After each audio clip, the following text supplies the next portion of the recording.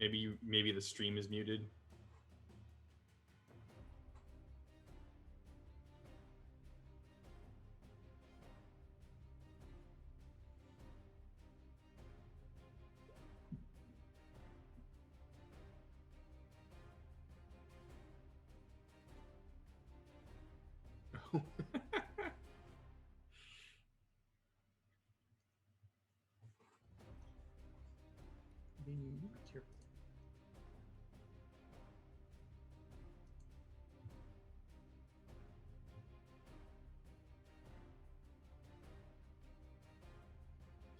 Can you hear Goat right now?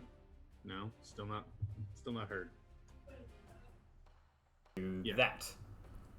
Now can we hear me? Now can we hear him? Yes. Wild... They can hear you now. Wild magic has silenced me. Yes. I'm the first victim of the surge.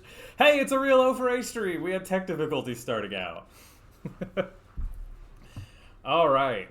So, everyone, as I was trying to say, welcome to the madness that this is going to be. A little series of Wild Mage one-shots for a chunk of our little community. This is going to be a lot of fun. Just a few notes that I posted in chat earlier, but if you're just now joining us, we're not using the normal corruption inspiration. We are using this. I just posted it in the chat. It's Wild Surge. So, if you want to interact with the crew at all, that's how you can. You can do it through the donate link. You can do it through bits. Just at me in the chat so I know to see it. But if people want to go around, just introduce themselves real quick. I am Goat. I will be your dungeon master for the evening. Morgan, introduce yourself and your character. I'm Morgan. You can find me at Necro Alexander on Twitter. And I will be playing Xenos, the Arcane, tonight. A Tabaxi Wild Magic Sorcerer. Mitch, take us away. Hi, I'm Mitch D. You can find me at Mitch_D78 on Twitter. I will be playing Xylus, also goes by Z, who is a Yanti pureblood sorcerer that has a big chip on his shoulder and tired of people making fun of wild magic users. Yeah, those jerks. Kian. Hello, I'm Kian. I'm playing JB, the Awakened Jukebox Wild Magic Sorcerer, using Warforged stats for those Crunch nerds. Yeah, happy to be. Oh, Kian Martin at Kian Martin 6 on Twitter. Yeah, that about sums it up. And last, but certainly not least, Bob! I am Bob. You have found me. How? I do not know. Tonight I will be playing the half-orc sorcerer. Wow, who'd have thought? Wild mage. Huh. You would refer to me as Egdar, the. You know, I wondered if there were typos the entire time. But, jeez. All right. Did you all decide whether or not you already know each other? I believe we do know each other, yes. Okay. So, Xylus. Big tournaments coming through town. It comes it's done like every 2 or 3 years because they're a little expensive to put on, but it's a fan favorite. You've never really participated, but it's a fun arcane event. You happen to just be strolling by, and a few wizards take note of you. Yeah, you wouldn't say friends, probably, but you know them.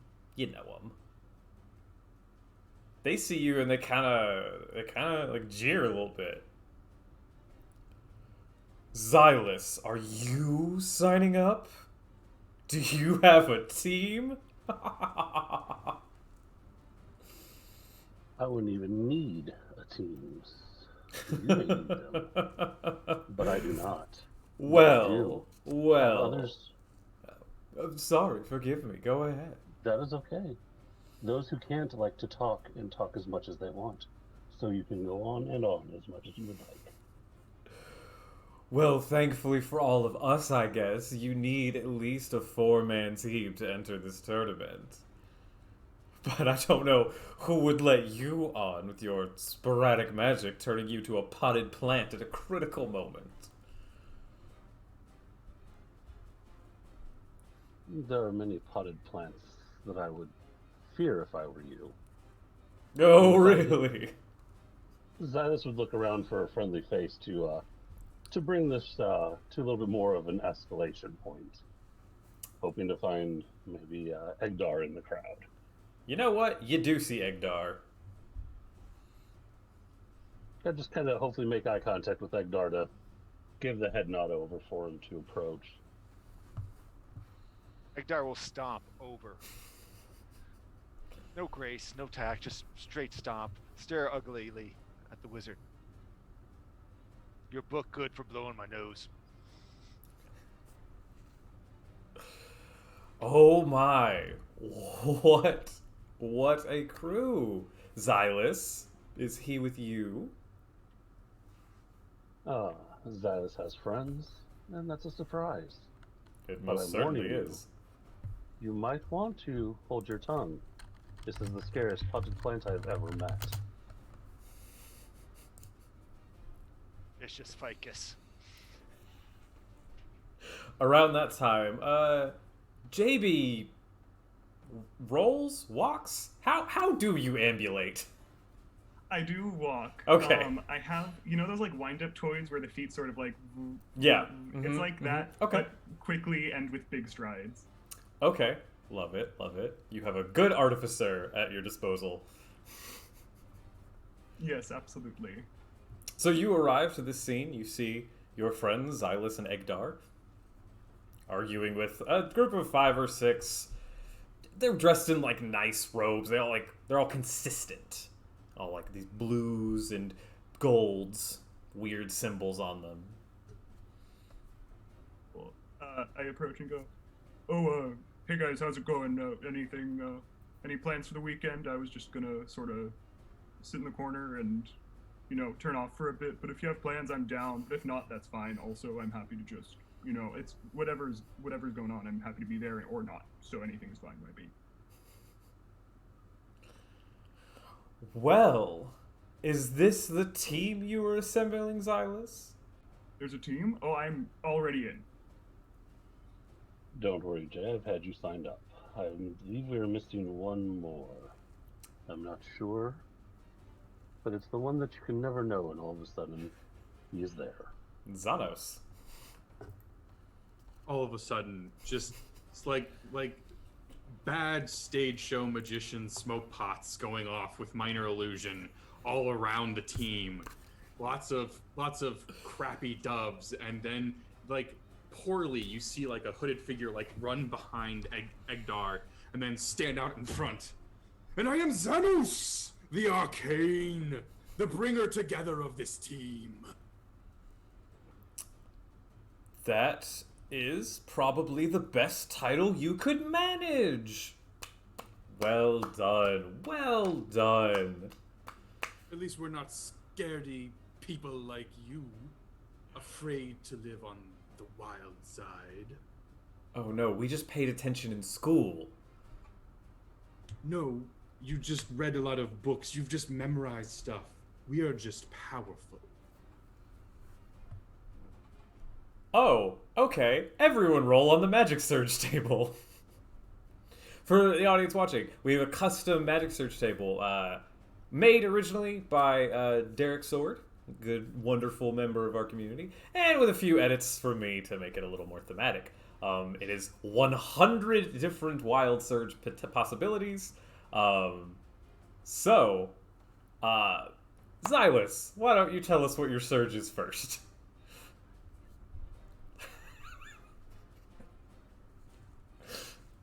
There is no good option here.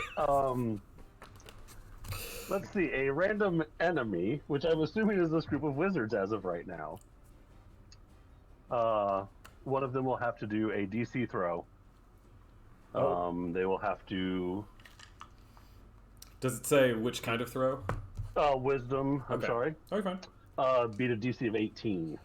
All right. So got a 20. Okay, they take 2d8 psychic damage and are very lucky. Go ahead and roll that for me. Egdar, what's your surge? I'm safe. Okay. JB? Let's go chaotic. It's a chaotic stream. JB, his inner rage begins to bubble a little bit more than he intends as a wave of fire and vibrations erupt from him as a 3rd level fireball centered on me erupts. Starting off strong. Go You ahead. gotta. And what's your spell saving throw? It's pretty low because I have -2 charisma. It is 11. Okay, everyone make a dexterity saving throw because you're all in range. They got a nat 1. I got a 5, so It's meter beat, correct? Yes, meter beat. I'm at 11. Okay, so you're safe. And there was Natural just 20 for 24. Oh, hey, Xanos is quick. Natural 20 for 26. Oh, Egdar is faster. Okay, so, can you, JB, if you wouldn't mind going ahead and roll damage for that? yes. And remind, what is it? 60? What is it? I can look it up. What is a fireball?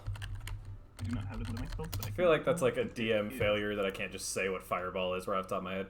It is 8d6. 8d6. Jeez. Golly gee. Okay, 1, 2, 3, 4, 5, 6, 7, 8. That is 36 damage, or what would that be? 18 if you pass. Yeah. Xylus, what was your damage again? 9. 9, okay. Jeez. 40 damage, we're not even in combat. And Xanos, what was your surge? My voice gets even louder. For the next minute, my voice becomes thunderous and can be heard from over a mile away. So, as the fireball goes off around us, you dare question our power? And everyone within a mile hears us. Flames erupt out from you. People had been seeming to give you a wide berth as this is the sign-up area, so there wasn't just a lot of random people there. However, all of them are caught in this wave of fire. One of them is also gripping their head as they're trying to, like, pat out the flames. I can't believe you all! Fine. If you're going to do such childish antics, we'll just have to settle this in the games. Do you have anything else to say? Yeah, you see JB trying to settle down, but sort of inadvertently, his hand recedes into his arm, and out comes this, battle axe head, replacing his arm, and he says, I suppose we will have to see how this goes down. Breathing exercises, this is fine. These are opponents, not enemies. Opponents, not enemies. Just in and out! Just in and out! That does become more difficult by the fact that I cannot breathe, but pretend you're breathing, set the intention. Well, the feet of Vecna will stomp all over you. And they march into the arena. Did he say somebody's feet are going to stomp on us? I think so! Okay. Someone comes out. They appear to be holding hands over their ears. Are you all signing up? I'll need to get new forms. They seem to have burned. My bad, sorry about that, yeah. Yes. Oh, what? Team us. Enter. Take on people in the funny outfits. Smell bad, and they like feet for some reason. So you're signing up as Team Us. Short for the Unstompables, because no feet are touching us. Because us Egdar US likes this name, yes. Unstoppable, great. Yes. So team us or team Unstoppable? I'm a little confused. Us is an abbreviation. US Unstoppable. Unstoppable. Won't be touching us. Okay, the Unstoppables are signed up. You can enter in there. The games will start take place in about 30 minutes. Ekdar, thanks you. You're very welcome. And this person looks over at Xanos and says, please, don't. You're welcome. Just go inside.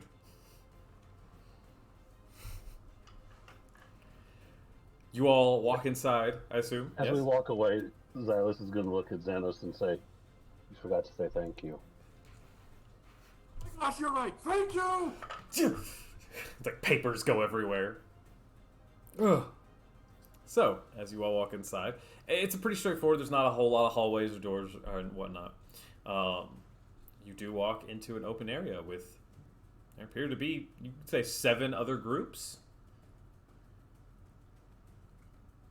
You do see your friends, the Feet of Vecna, friends. They kind of jeer at you and move to the other end of the room. And you have about 30 minutes. What would you all like to do in that time? Does anybody have a good way to get a short rest in half an hour? I mean, I've got some. And this is after a minute has passed, so I'm no longer Sure. shouting to everyone. I mean, I think I've got a. Nope, I don't. Never mind. Sorry, buddy. I thought I had a potion for you. I will say that I will allow a short rest to take place in these 30 minutes if that's what you all want to do. But it's going to be short rest and learn nothing about the other teams, or learn about the other teams and no short rest. I'm gonna learn about the other teams. It's a group decision. It's not both. Oh, okay.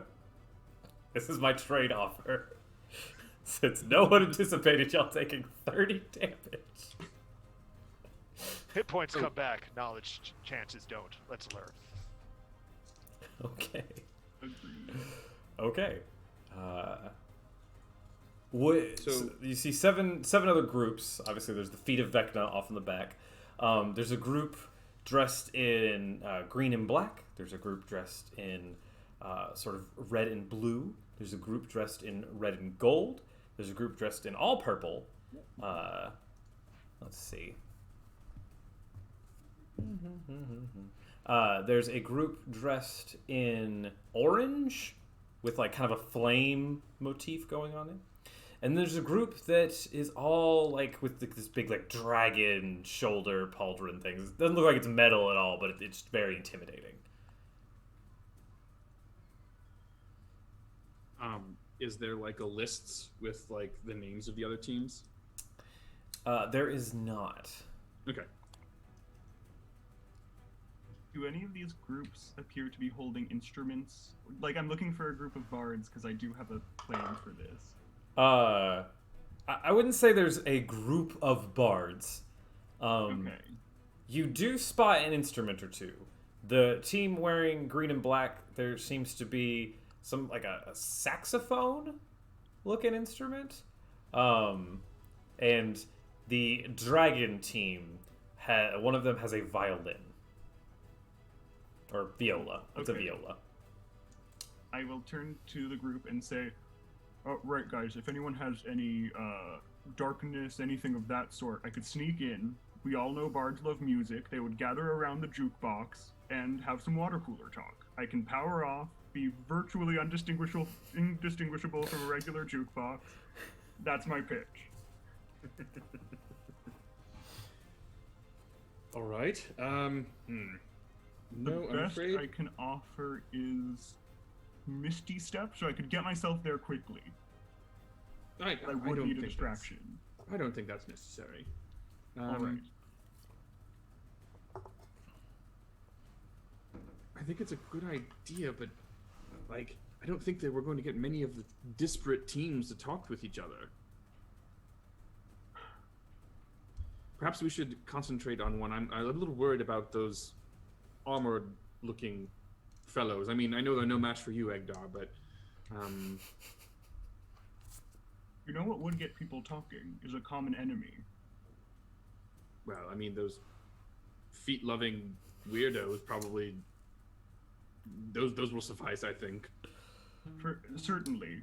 What also may suffice is if a wild magic surge were to occur in the middle of here, they may gather and begin to chat about their enemies, their shared distaste for chaotic wild magic. Well, I mean, I don't necessarily want them all hating me. I mean, in fairness, to some degree they already do. This tournament was largely a project of pride, no? But anyhow, that is I am happy to disregard this plan. I just thought it might have potential. I guess, like, what sort of, like, organizers are around? Like, is there any, like, tournament security or anything? Like, In general, it's kind of assumed that y'all could take care of yourselves. okay. So, no, there's not really anybody. You'd assume that here in a few minutes, someone might come to set up, like, the brackets. But other than that, I'm not sure. Okay.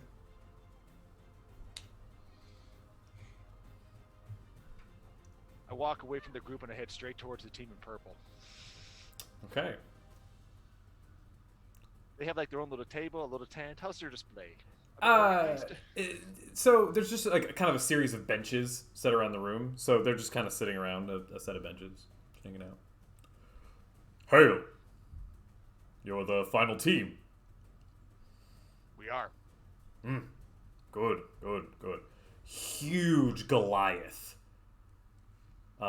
Taller than average, you'd say. Sitting down, so it's hard to say, but this individual is massive. Hi, Edgar.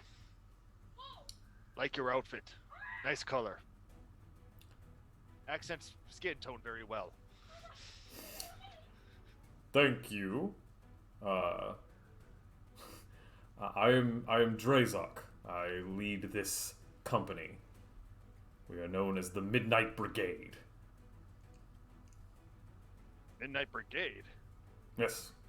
We hail Funny. from the south. That funny. That team over there, and I'm pointing towards the feet of Vecna. They say you late day sleeper. Well. Huh. Keep that in mind in case they come up. I show no mercy if I you. They speak Oh. bad of you all day long. We don't intend to show mercy to anyone, but we might Good. just take a little extra time against their team. Okay. Edgar liked this idea. So I'm gonna roll a d4. Xylus is 1, Egdar is 2, JB's 3, Xanos is 4. JB, please roll on the search table. Oh boy. Courtesy of Kayla, Um, our favorite resident mini artist. I will. If anyone attacks me, I will just after the damage I took, I will gain resistance to all damage for the next minute. Okay, I'm here for it. It's actually a dope one.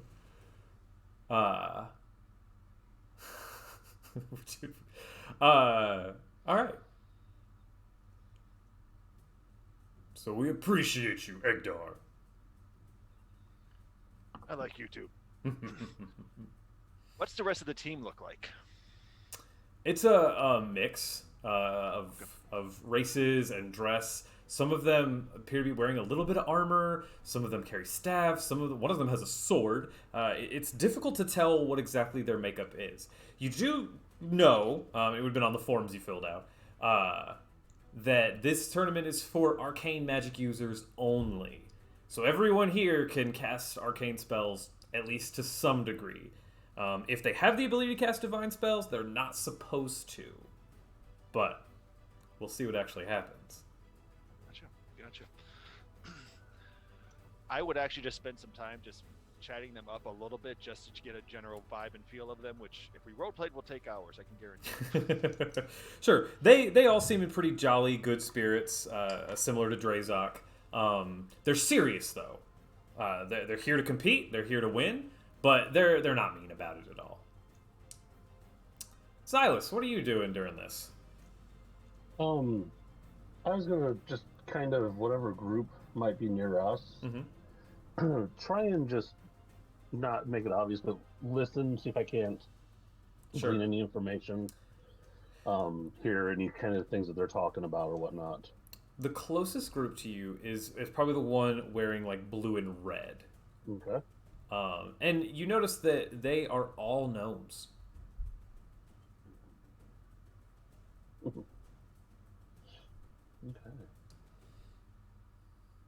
And would I be able to get close enough to them without being suspicious to try and like, are they chatting? Or are they just sitting there zoned? Or they are.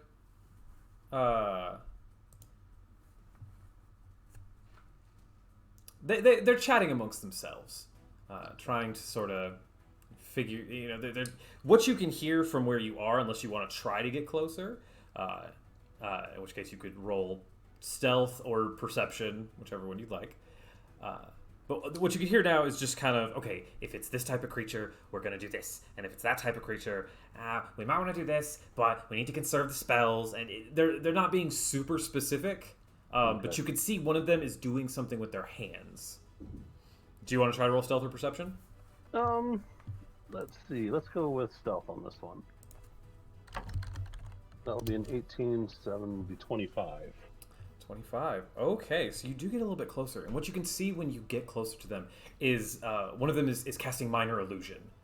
And so they're not talking very loudly, but they're all sort of communicating with these images back and forth to each other.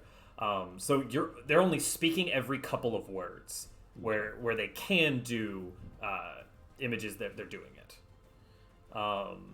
What you pick up is that they seem to think that a small fey creature is going to be a big part of round one. They're not sure which kind, but that's what they think.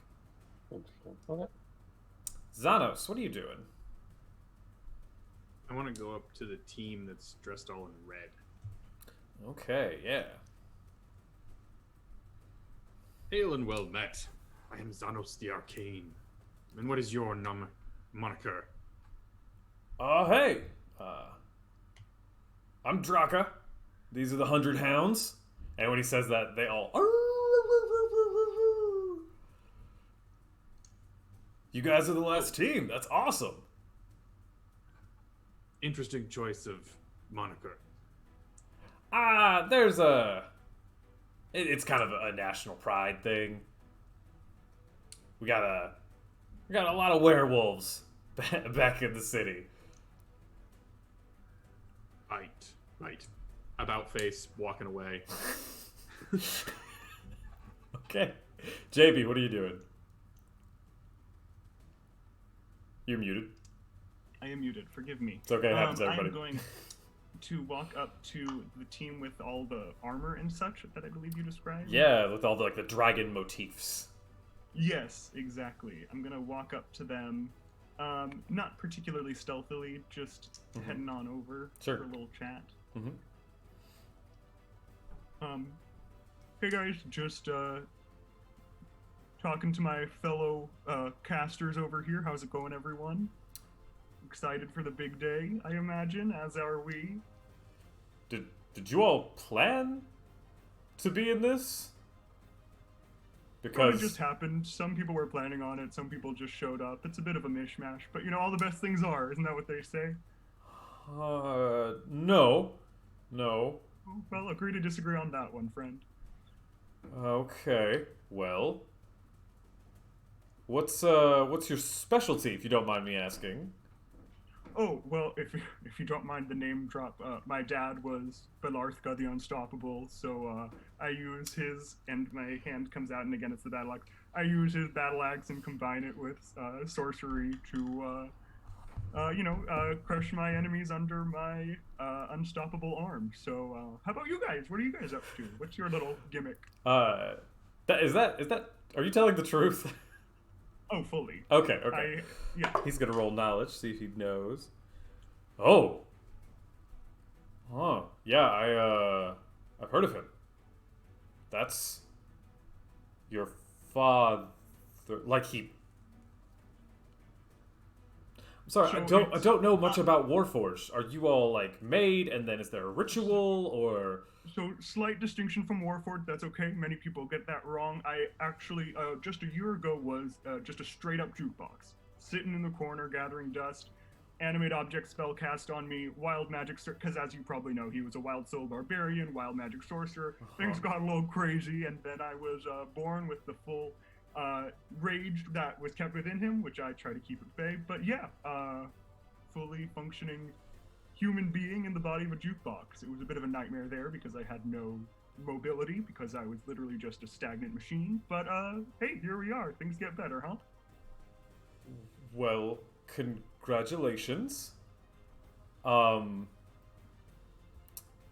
We're from several different walks. We have abilities to complement each other. We're going to keep working on our strategies, though, if you don't mind. No, not at all. Don't mind me. I'll just be here. We would like some privacy. For sure. I'll just be over there, and I walk away somewhat. Try to stay a little bit close. Okay. They sort of eye you the entire time, and you can't get a lot from them. About this time, No worries. a dwarven individual walks in. All right. Are you all ready? Yes. It's a quiet room. All right. Well, everyone's just sort of staring at him. They don't seem to be the hype type. Well, all right. Here is the bracket list. The first match will be beginning here in about 4 minutes. It's going to be the Unstompables versus the Midnight Brigade. Any questions from anyone? No? Are there any rules for the tournament we should be aware of other than no divine spells, of course, but any things against death, dismemberment, anything we need to be aware of? We've got clerics on hand, so if something goes awry, we can fix that probably. Go nuts. Don't hit the audience. We've sort of I got promise that. we've got a bubble that should protect them, but just kind of concerned you're asking. Just want to play by the rules, fair play. Just need to make sure everyone's on the same page. Want to have a good, not necessarily clean fight, but fair fight at the very least. Okay. Well, get ready. Your first match is coming up. Egdar has a quick question. Yeah, Egdar the. Yes, Egdar the. If anything in arena, we allowed to use? Yeah. Whatever's at your disposal. Whatever is in the arena, Egdar allowed to use. Yeah. Anything enters arena, Egdar allowed to use. You know walk away. what? I'm just gonna see what happens. If it gets too out there, we've got some abjurationists on standby too. Well, we'll just see. And walks away. Any last minute things y'all want to do before your match?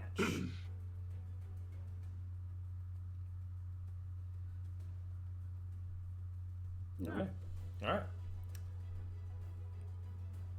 You hear in your minds, could the Unstompables and Midnight Brigade please proceed to the arena?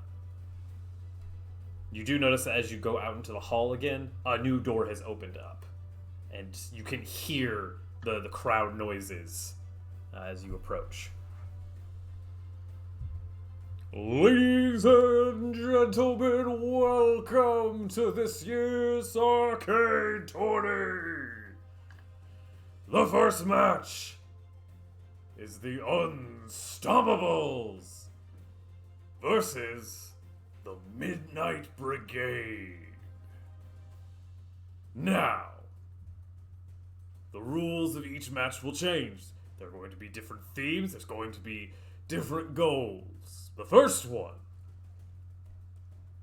is a timed competition. You see, in this arena, and then suddenly, like, walls just start coming up all over. As you're looking out, the arena is probably 600 feet in diameter. Big, large, circular Colosseum style. And walls, just trees, and all sorts of stuff just start popping up throughout the arena. And then you see 5 blink dogs jump in from the sides. You notice that on each blink dog, on their collar, there is a small piece of parchment. This is going to be a timed competition. Whoever can catch all 5 blink dogs and get the parchment off their collars first, the fastest will be the winner. We'll go one at a time. Who's up first?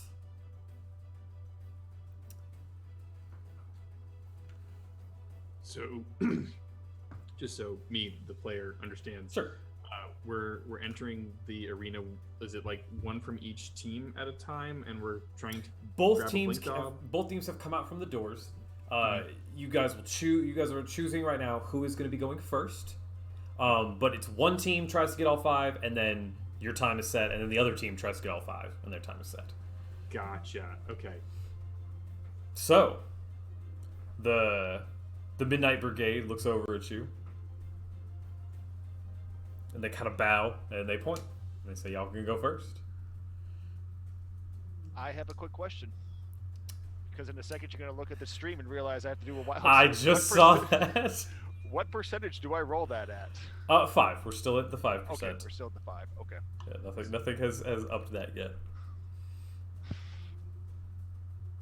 I hate my search thing. Are you sure this is working? Because it's safe again. 5%'s pretty low. Not for me. It is pretty low. We'll see what happens. Essentially, you're just building up karma, though, because as soon as you cast a spell, you're going to 100%. Okay. All right. Can I get initiative rolls from everyone?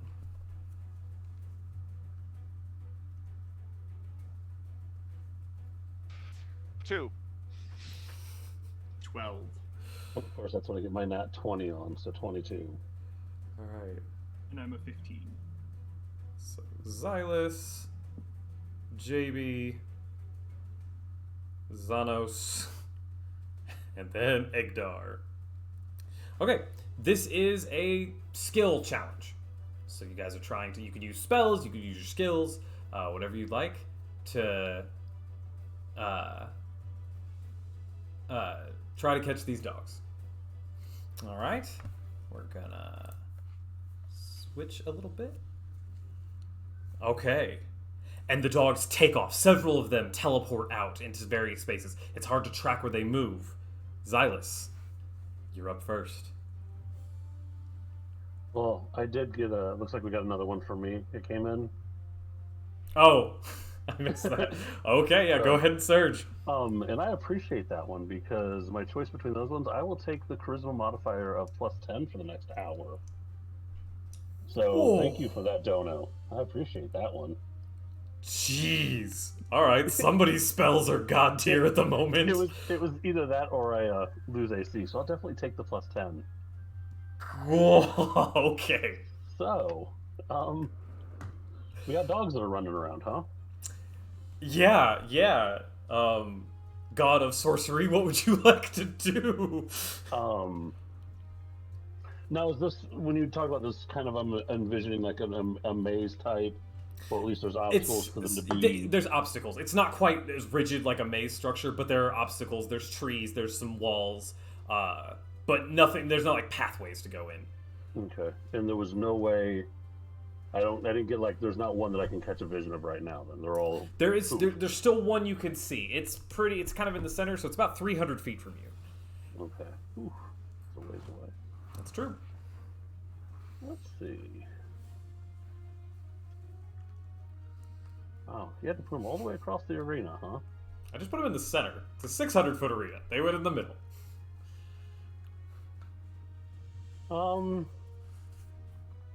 Is there anything near me that I can get height upon? Is there an object that I can climb up on to get a better vantage point of the surrounding area? Sure. About 20 feet out, there is a wall that looks like you could probably climb. Okay, I will. I'll just use my action to get up to the wall, which would be leave 10 feet left over, if that gives me the time to climb up it too. Yeah. You can totally climb up it.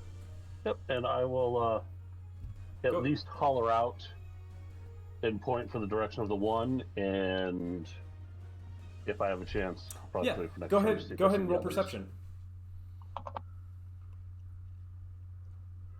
I'll take the nat 20 on that one too, I guess. Okay. Remind me to thank Grammy for this dice. Grammy, these dice are legit. Okay, so you see the one that is sort of going off towards the left.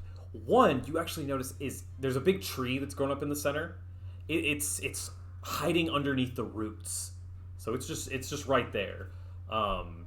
Two have gone way off to the right, and one is way back, just almost directly across the arena from y'all. Okay. I'm just gonna holler down, directionally, just two that way. Tree, Egdar, one tree. And then I'm hoping that Xanos and JB realize the other one that I pointed out that was there. I'm not gonna. The far one we'll worry about later. Sure. JB, you're up. Awesome. I am going to cast two spells. I am going to cast Haste on Xanos to mostly double your movement, but live your life. You can use it for other stuff. And then I'm going to Quicken Spell cast Jump on myself. Okay. So that's -2 sorcery points. Yeah. Is that right? 2? Yeah. Mhm. Cool. And then I'm going to run to the one that's about 300 feet away. And I say, Xanos, go for the far one if you like. I'm not your boss. And then I will roll twice for wild magic. Is that correct? Because I cast 2 spell slots. Yeah. Or use 2 spell slots. Mhm. Great. That is. We're safe. We're good. On both of them? That is my turn. On both of them. One was a Okay. 4, one was a 10. Okay, cool. That brings us to Xanos. Cool. Well, feeling the surge of speed in me, I will. There's cat hair on it. That was what's wrong with my mouse. I will go for the far one. The one and directly across the arena, or the one that y'all can kind of still see? I guess. How big is the arena? It's like 600 feet diameter. So one is Wow. like across. Okay, one is like across. Mhm. Gotcha. And I've got that, and then. Okay, so here's a question. Sure. I'm hasted. That doubles my movement speed. It does. Then I can use my feline agility to then also double that speed. God, you're a tabaxi. Yup. Yup. I forgot. Cool. So I'm gonna go 120 feet in the first round. I'm going for that far one. Blazing across. And that's just your move. That's just my standard Standard movement. move. And then I can Dash. which I guess would take me another 120 feet. Yup. So, That yeah. is. 240 feet. I am booking my fast kitty. You all just see a dust, like in cartoons, when like there's like a dust outline of the person that like sort of hovers for a second before it scatters in the wind. That's what y'all see as Xanos disappears. And then let me see here. Do I have something else that would be good? I think I might just. Would it be alright if I mentioned something? If not, no worries. No, go ahead. What's up? Go for it. You do have an additional hasted action, which can be a dash. Oh my Right. god! Thank you so much. I almost forgot. So yes, so 360 feet. So I'm halfway across the arena. Jeez. Yeah, you're further than halfway across the arena. Making some serious time. And you know, I think I'm gonna. I've got my robes are flying out behind me, and I've got my staff and my broom in one in each hand, but that's about it. Okay. All right, Egdar.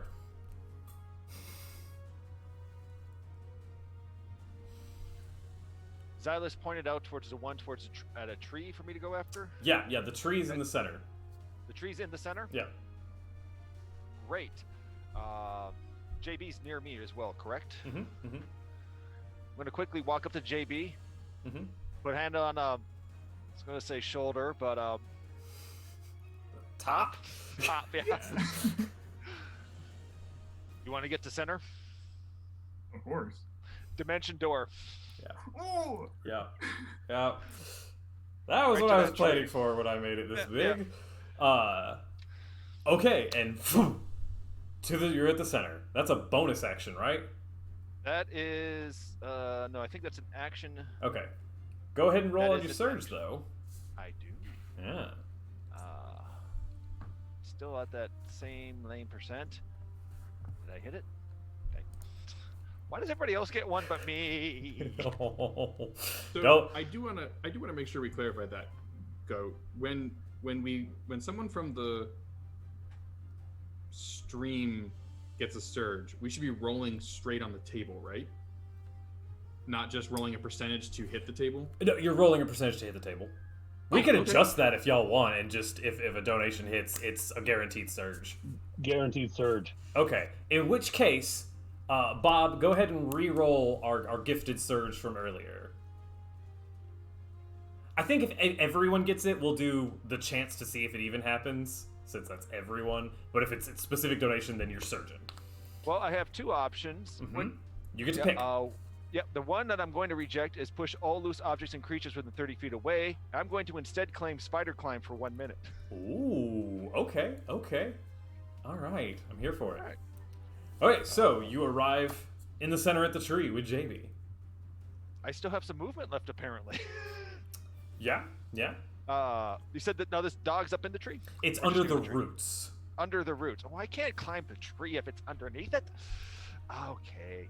I am just simply going to get closer to where this dog is at underneath the roots, and Would you like to make an investigation check to see if you can find the dog? I would love to try an investigation check. Go for it. Oh, okay, that's a 12. You're not finding it. All right. But this tree is pretty big, so there's a lot of area to search. Okay. And that brings us back to the top. Xylus.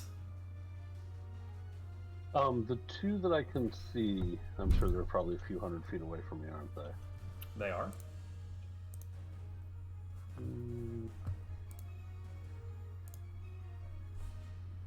This is where we learned utility spells are important. About how far off are they? So one of them is probably about 200 feet, kind of off to the left. You've got some that are about 180. The two of them are about 180 feet off to the right. You've got the one in the center that's underneath the roots, and then on the far end, you've got the one that's probably 430 feet away. Okay. But that appears to be where Xanos is headed. I'm gonna go full movement, then I'll do my movement of 30, and I'll use my action for dash, and I'll go 60 in the direction of the two that were off to the right that were 180 feet away from me or so. Okay. I will head that route towards them, Okay. trying to keep an eye on them, or at least perceive where they're going, as I'm obviously losing my height advantage. Sure. Go ahead and roll athletics. 11. Okay, yeah, that's about as far as you get. Okay. All right, next up, we have JB. You're at the center. Cool. And by the tree with the blink dog somewhere in the roots, correct? Yes. would you perchance consider a tree an object? I would. Great, I'm gonna make this tree come to life, and since I get 2 extra objects like a stone or something, and invite this tree to move away so we can see this blink dog. Okay, so this is animate That's objects. alright. Yes, animate objects. Okay. Oh, that's concentration. You got pretty far. I'm gonna consider that fine. Well, I think. okay, here's the thing. Because there is a spell specifically that can target plants and animals to make them awakened, I'm going to rule that Okay, the, I wasn't- the okay. animate objects can't do that to the plants. Okay, cool. No worries then. You In can that do it to case, the I am stone going- walls that are around, but not the tree. Yeah. Okay. That is fair enough. In that case, I am going to... Would an investigation check be an action, or is that just a free see if I can see it? I'll let it be a bonus action. Okay, then I will do an investigation check. 13, so probably not. Not finding anything, but you're narrowing it down. Yeah, I'll just try cutting down this tree then. If that's alright. With my battle axe, or great axe. Oh yeah, sure. Go ahead and make an attack Okay. roll. Awesome. That is, ooh, baby, 31 to hit. Or I'll do it as Booming Blade, I guess, because that'll give me a couple extra damage. Sure. Booming Blade's a cantrip, right? Correct, yeah. Okay. Yeah. Definitely hit the tree's AC. Go ahead and roll me Love to that. see it. Roll me that sweet Okay. damage. And that is 17 plus 8, so 25 is that? 25 damage to the tree? Okay. You make a solid chop into it. Cool. Xanos.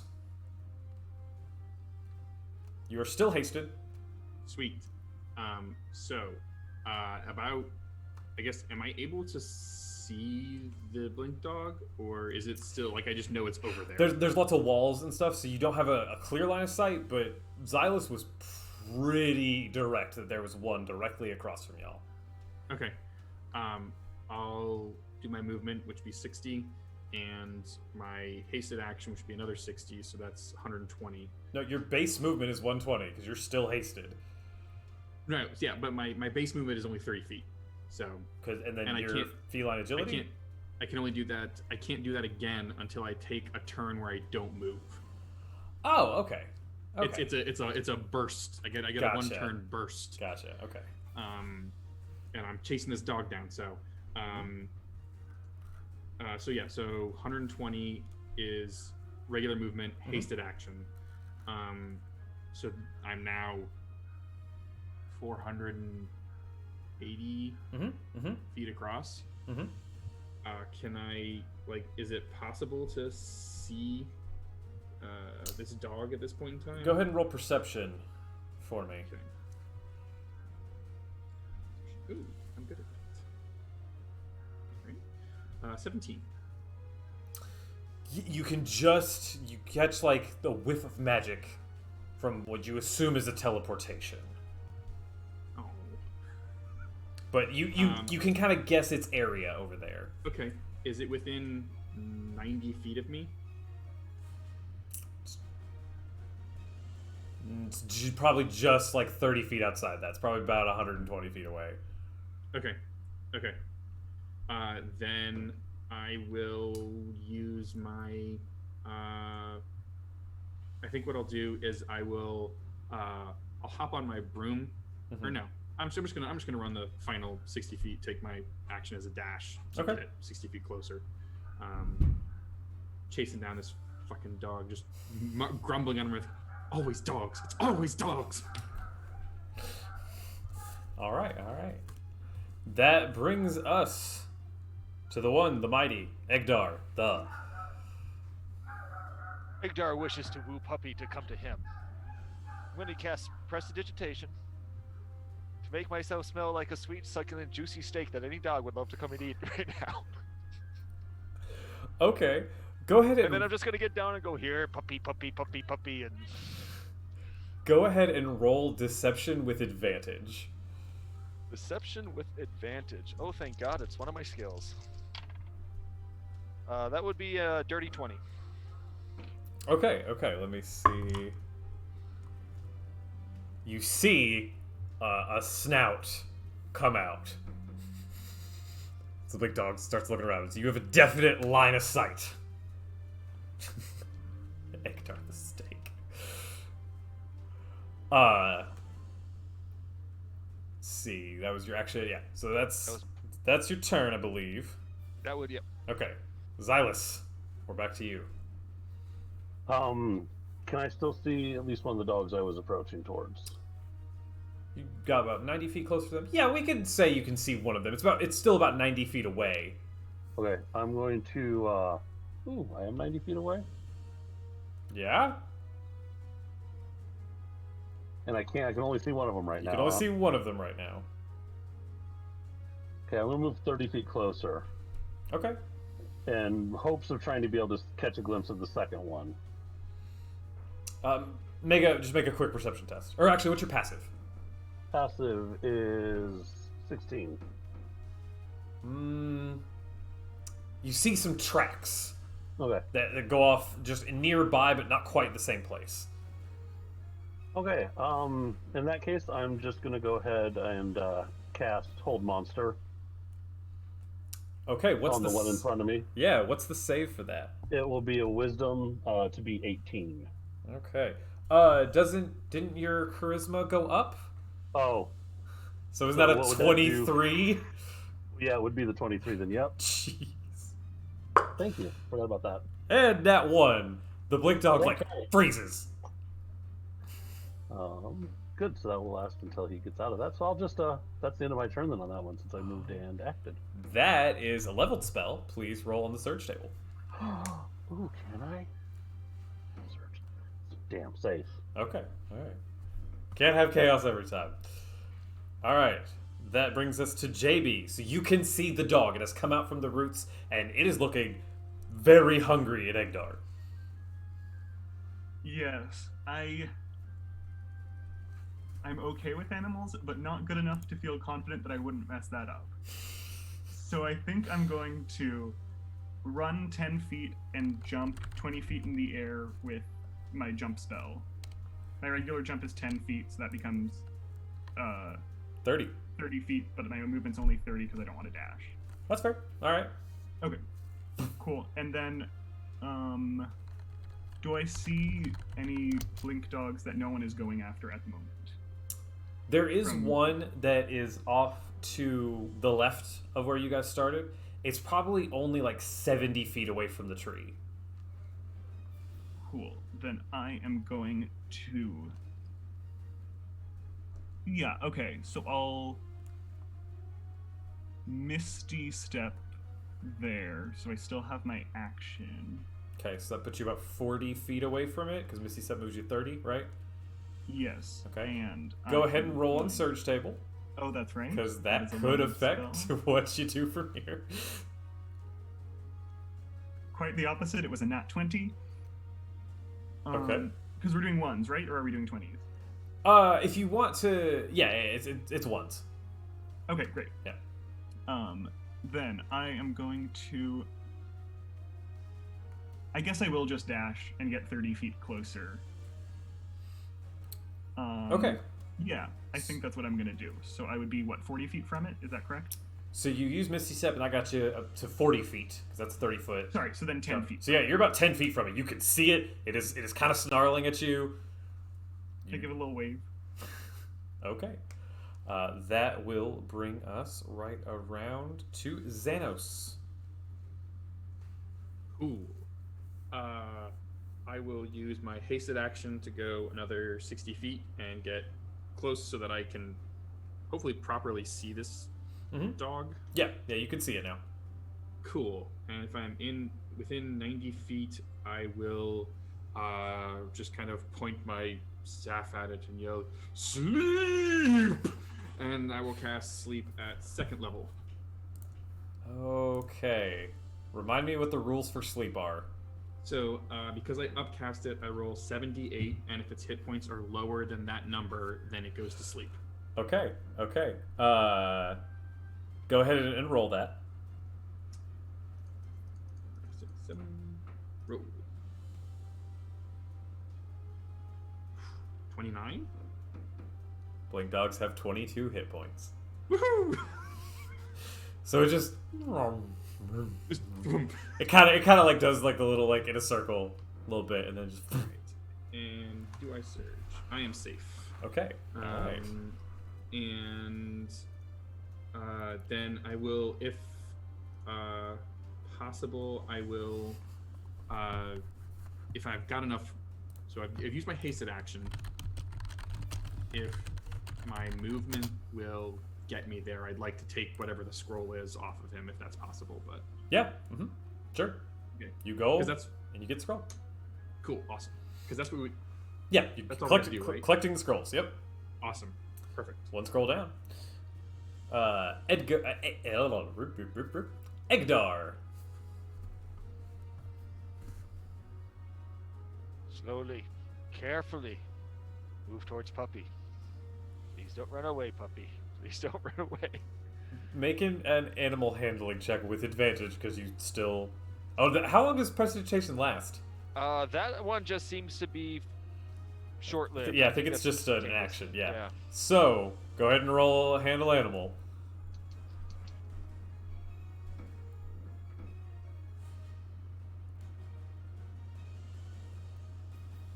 Handle animal is a wisdom skill. Oh, great, 6. Bye, Puppy. You. It kind of it doesn't run away, but it backs up. It's wondering where that delicious smell went. Oh, Puppy, Puppy. That was your bonus action. You still have an action left. Okay, Puppy, you like smell? I re-scent myself. Okay. We'll say this time it lasts to the end of your next turn, since you cast it at the end of this turn. Okay. And that brings us back up to Xylus. So you've got one of them held. Yep, I will use movement and action for dash to get up to him since I'm 60 feet away. Yep. And I will remove the scroll from said held beast. You move the scroll, and about 20 feet away, you see the other one. Oh, and I used both those. Okay. I don't think. You got a bonus action left.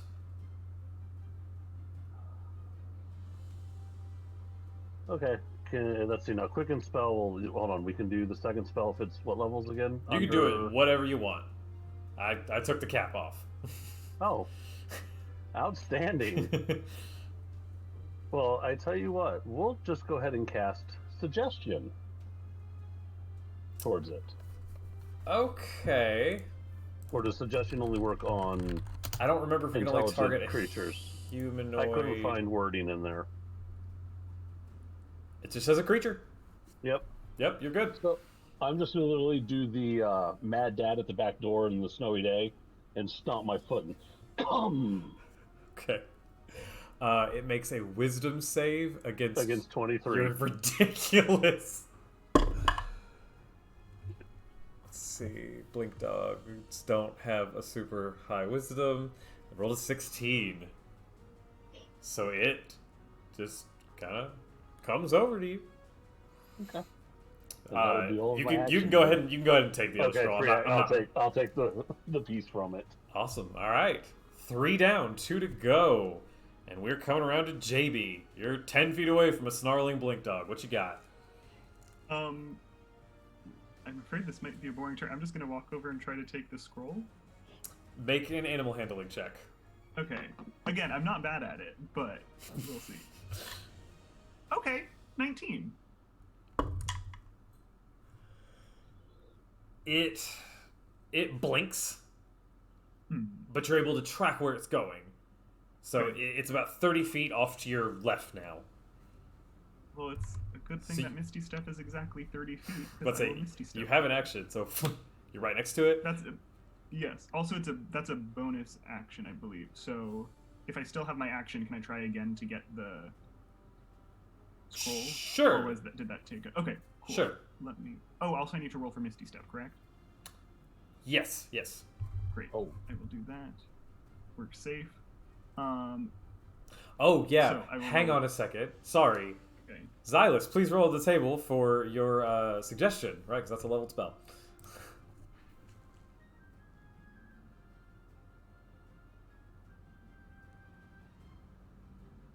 I believe you're muted. You're muted.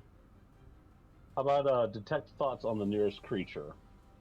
Well, the nearest creature would be the blink dog that you suggested. Mm-hmm.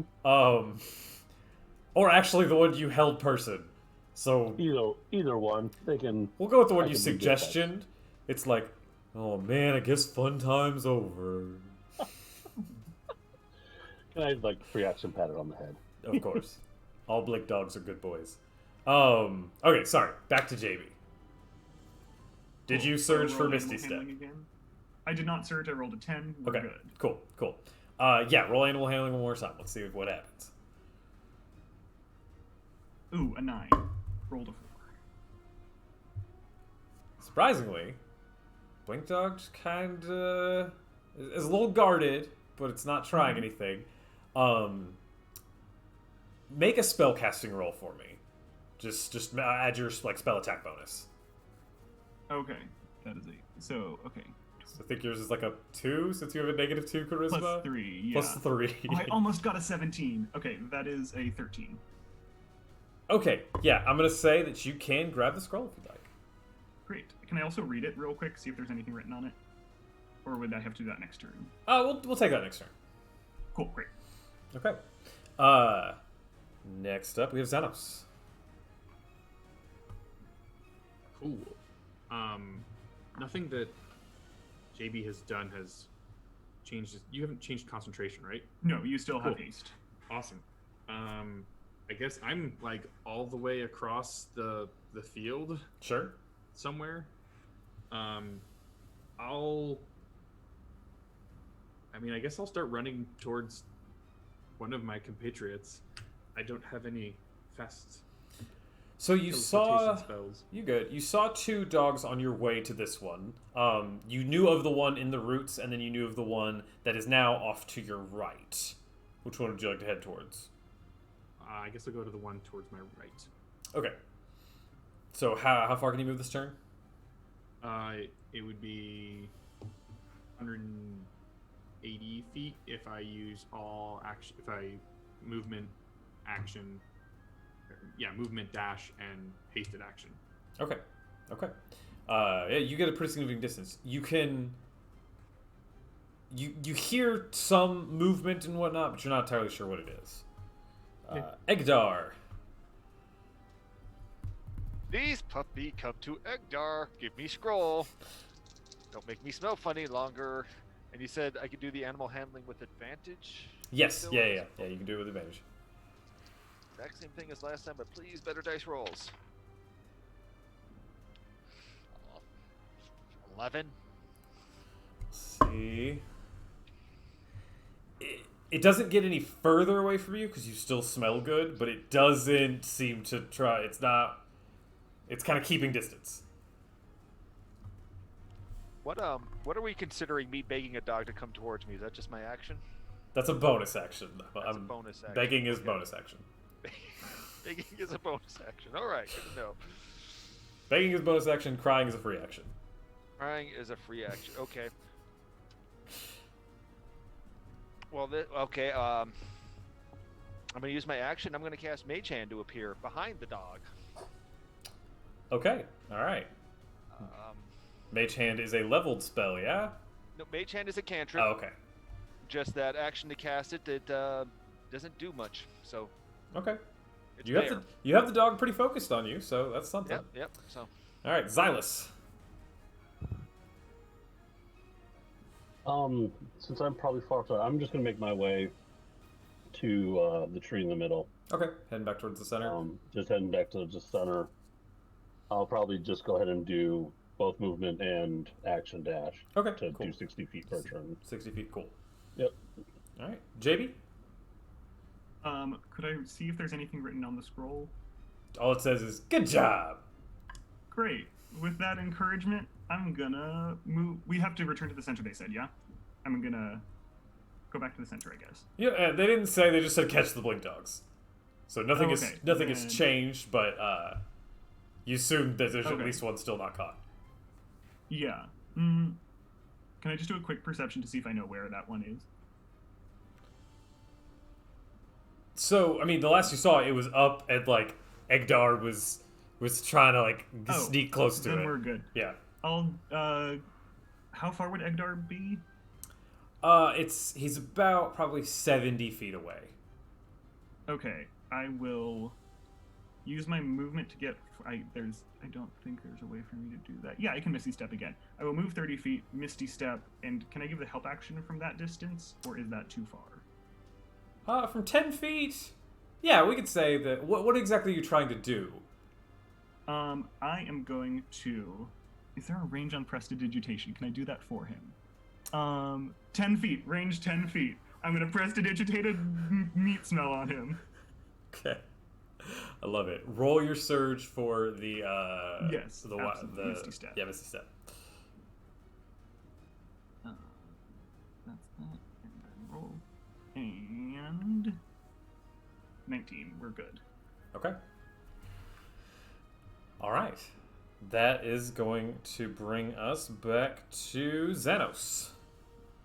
So you got 180 feet towards the one off to the right. You still heading that direction? Yeah. Once you get there, we'll say you use your movement and your hasted action. Okay. About 120 feet. You do see a blink dog that's just kind of laying down, and it doesn't have the scroll on it anymore. Okay. Gotcha. I will use Prestidigitation to make my voice loud. I think I can do that, or is that? I think that's thaumaturgy. That's thaumaturgy. Okay. Then I will, I guess, running back towards the tree where I see at least, or can I see two of my compatriots there, or? Yeah, you can see two of your compatriots because you're coming from the backside. So you see a mage hand floating behind a blink dog. The blink dog that's like cautiously looking, and Egdar who's like going back and forth, and like JB who's in the process of like casting a spell. Okay, yeah, and I'll just use my movement, get close again. Sure. Egdar. Well, now that I smell marinated. If you want to use the mage hand, make a spell attack roll with advantage to steal the collar, or to steal the scroll stealthily. I am going to try to do the mage hand still. Yeah, because that actually has modifiers versus animal handling, which has zeros. That's fair. That is a dirty 20. All right. Mage hand floats up. Blink dog sniffing, extends its neck out, and just grabs it and pulls. There it is, folks, the 5th scroll, and in a pretty smooth 24 seconds. Not bad, not bad. Now let's see if the Midnight Brigade can keep up that pace. And you all move to the exit as they move in. You get some nods, some claps. As we are passing them, I'm just going to be kind of handling some nutshells in my pocket. Okay. And I'm going to use subtle spell, so that I don't have to use verbal or somatic components. And I'm going to cast confusion on them. What's the save? Let me see here. Confusion. It's a wisdom save, DC 18.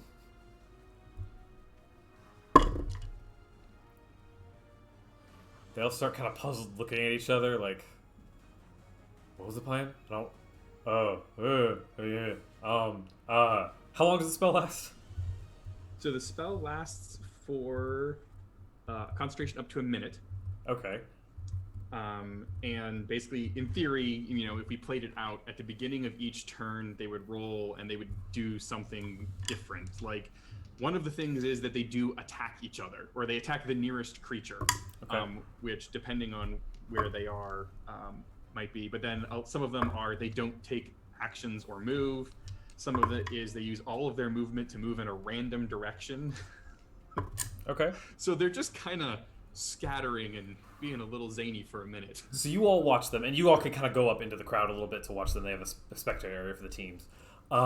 They are all over the place. They spend they can't seem to get anything together, though they do manage to get one scroll, but about 30 seconds goes by. Oh, it doesn't seem like they're gonna be able to compete with the Lightning Cat of the Unstoppables. You're out of here! And you all have won the And I first did roll round. my surge, and I am safe. Okay, cool. You all have won the first round. With that, we are going to go take a quick, 10-ish minute break. Go get up and stretch, get some water, and we'll come back to see how this tournament goes. Be right back, guys. Oh baby, I love your madness.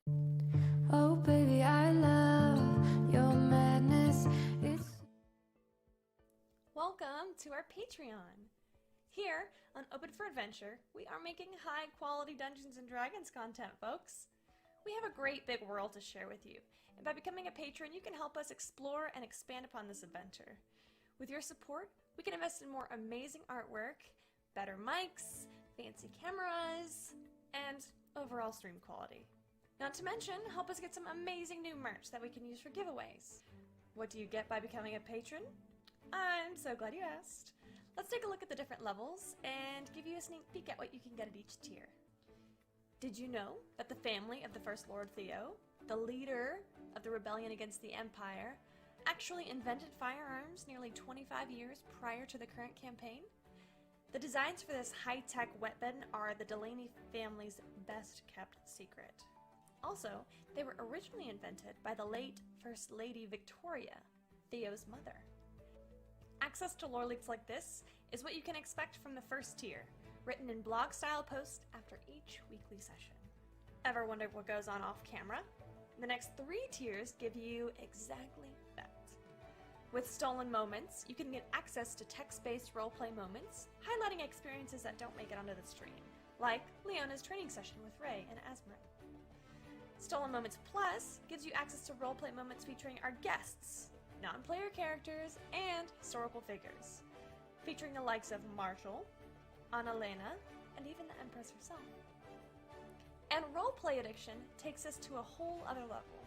This tier gives you exclusive 30-minute videos of canon interactions not otherwise seen on stream, like late-night drunken interactions between paladins or tender moments featuring your favorite character ships.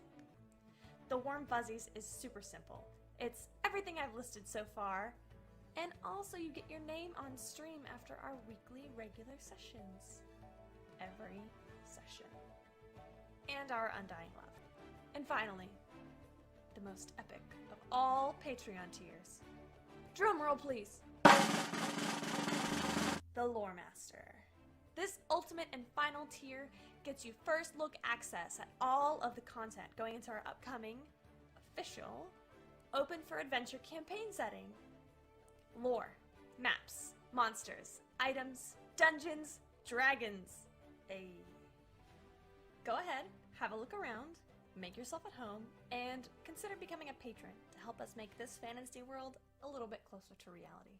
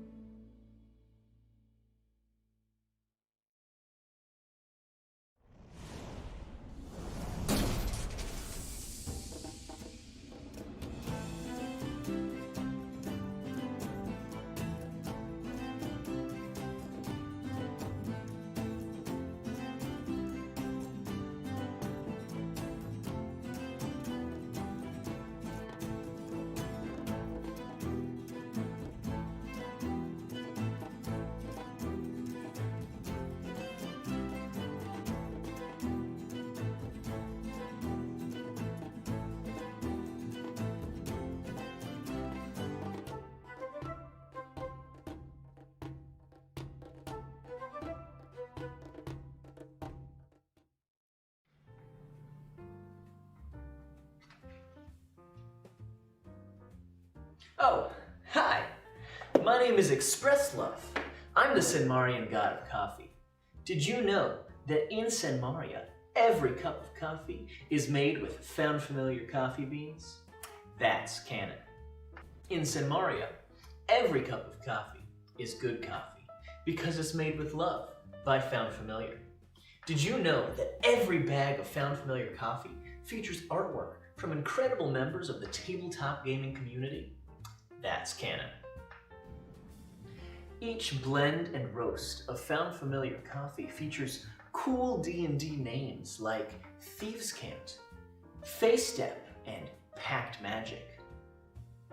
In Senmaria, every royal meeting that Ray attends features the Cartographer's Blend, a brew of coffee made by Found Familiar in conjunction with Devon Rue. Now that's canon.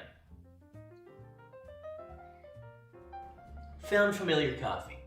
Buy it today. Yeah, to pieces. Yeah, I need it. Once you pandemonium, life is so easy. Whoa. Oh, baby, I love your madness. It's so incredibly beautiful. You shine like gold, so selfless to all, and wild like an animal.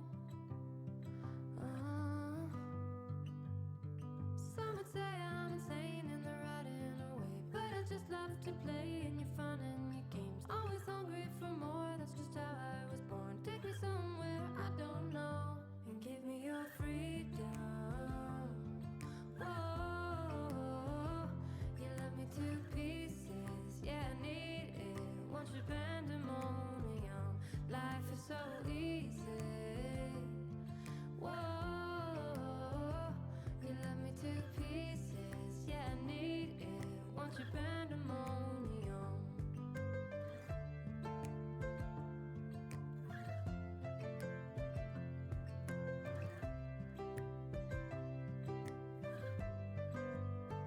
The limit of love is endless, I know. Just do what you want with me. Yeah, I want it all. Could care less the cost. I give you my everything. Some would say I'm insane in the right in a way, but I just love to play in your fun and your games. Always hungry for more, that's just how I was born. Take me somewhere I don't know, and give me your freedom. Whoa, you love me to pieces, yeah, I need it. Want your pandemonium, life is so easy. Whoa,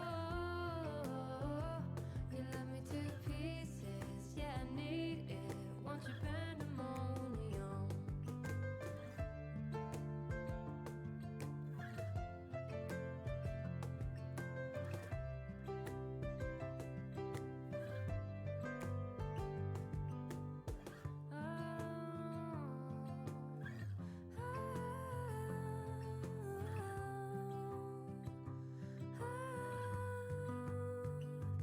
Give me your freedom.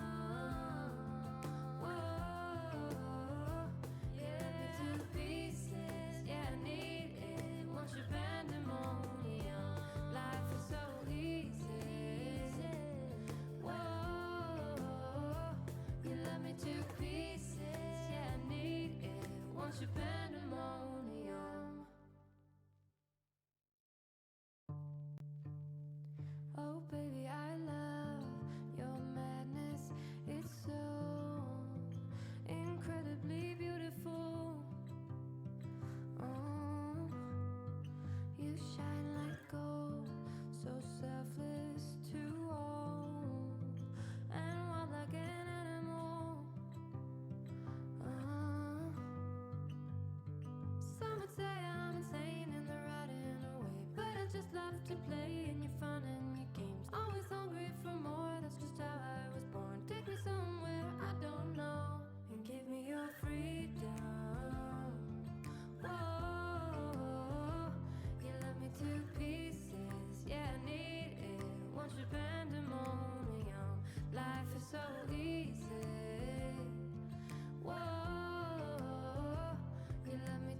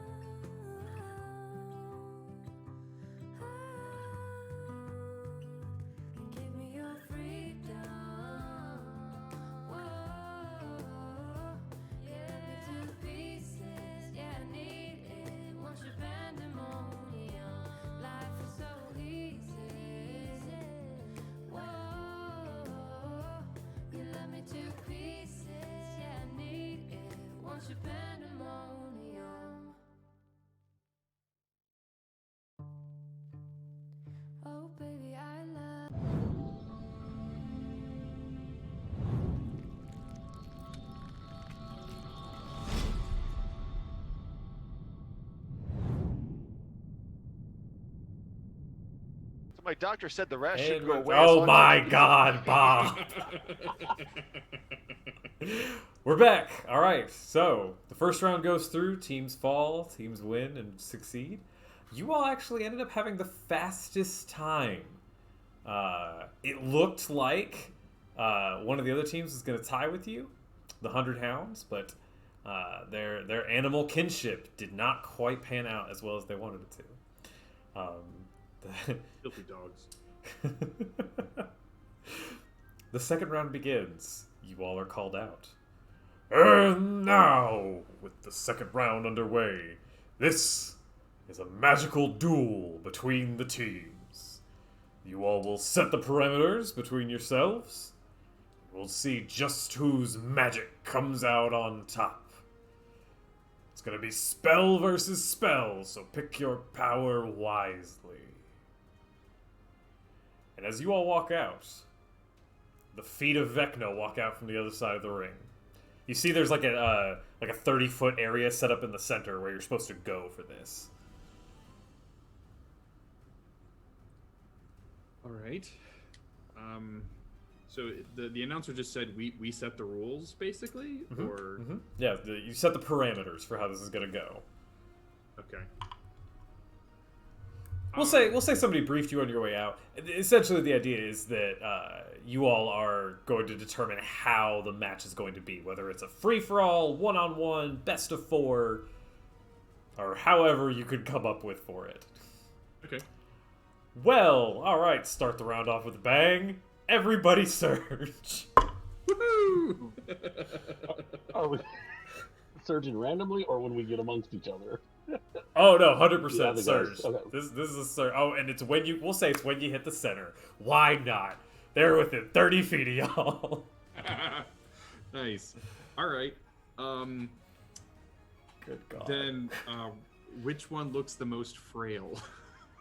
They all look pretty good. They seem to have like mended their robes back from the fireball that hit them earlier. All right. Then Xanos is just gonna he's gonna do that like he just feels it coming on, but he's able to control it just enough that he does that like that kind of sneeze where you're like asshole, and as he does that, it's just gonna be a 5th level magic missile is gonna get cast at one of them.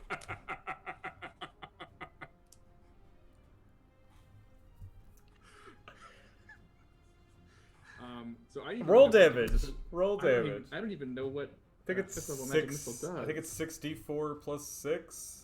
I think is what it is. It's what 3 for first. It's 3d4 plus. I think it's 1d4 per level. So it would be second, third. It starts fourth, with 3. 5th. So it would be 7d4 plus 7. Yes. 1, 2, 3, 4, 5, 7. Yeah. So wait, plus 1. Sorry. Oh no, I guess Oh, it's casting separate darts, so it is plus 7. Never mind. Yeah. 70. Jeez. 1, 2, 3, 4. It starts at a d4. Right. Yeah. It's all d4. So it's 7d4. No, it plus starts 7. at 1d4. Level 1 spell is 1d4. No, So it's not. It's 3. It's I'm- 3 darts. reading it. Oh, it is. Never mind. I'm just having a day. My bad, y'all. My bad. My bad. DMs are not infallible.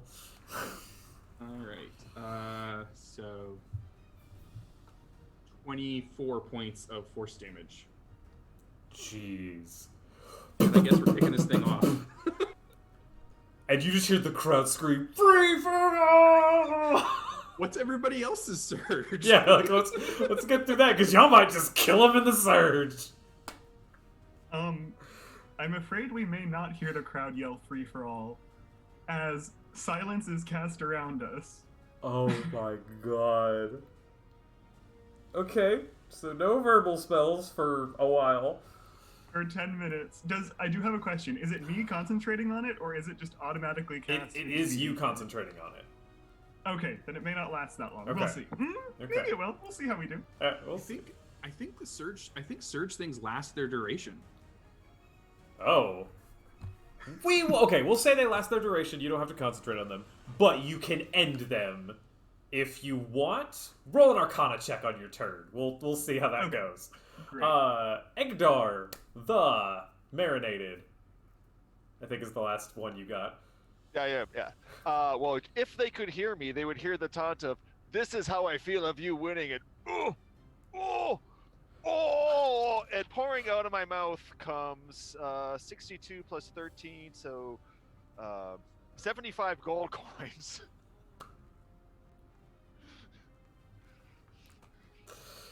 Oh, it looks like they're putting on a winner's pot in addition to the round. Xylus.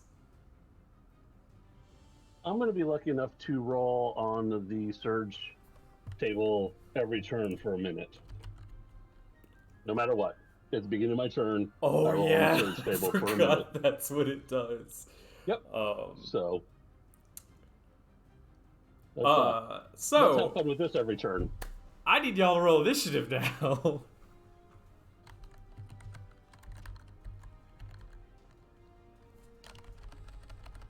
Jeez. 17. What was that, Xenos? I got a 14. Okay. And then Egdar was 17? 12. Oh, Egdar's 12. Who was 17? Xylus, I was. Okay. Xylus, yeah. JB, what are you? And I'm 11. Okay, so just a slight shift around. So it's Silas, Egdar, Xanos, JB. Okay, Xylus, you are up. You are silenced, so any spells with verbal components won't work. Start of my turn, so I will do my surge. Oh god, yep. Safe. Okay, you are doing it with the 25% now, right? It's on the 25%, Okay. and that one is safe. Just so, because the surge threw me off. I forgot to describe this to you all again. As you approach, before the surge happens, and we'll say this is what caused it, you feel a swell. You always sort of have a sense of the arcane around you. You're born into it as sorcerers. But you just feel this swell of magic, like tension in the air. And it's harder, it's harder to hold it back. Stay in control. So, for the audience, surge value has gone up to a 25% chance instead of a 5% chance. So, okay, so anyway, continue your turn now. How far away are we from them? They're group. 30, Yeah, I'm sure we were all like 30, okay. 30 feet, 30 feet. Okay, and I'm silenced, but I don't think that much matters. Because I will go ahead and use Subtle Spell. Okay. And I'm going to cast Reverse Gravity to, if they're all next to each other, to literally go ahead and put them all up in the air. Is that a saving throw? Is there... Hold on, I just flipped to find the other one still reversed. It is a Dex saving throw against a 23. Right, because it hasn't been an hour yet. Nope. Nope, they fail. Well, I'll call that. All creatures within a... How are you casting it so it doesn't hit your team? I'm casting it so it does not hit our team, yes. Okay, I was going to clarify that as we were... Okay. Just needed to ask. So, they all begin to float. So they're about 100 feet off the ground. Jeez. Okay. I forgot to add them to the initiative. Okay. Oh, they rolled terrible. Oh, and that was a meta magic feat. So I will go ahead and use the Feywild Shard that allows me to roll on the table anytime I use meta magic. You also cast a 7th level spell. So roll twice. No problem. Jeez. I'll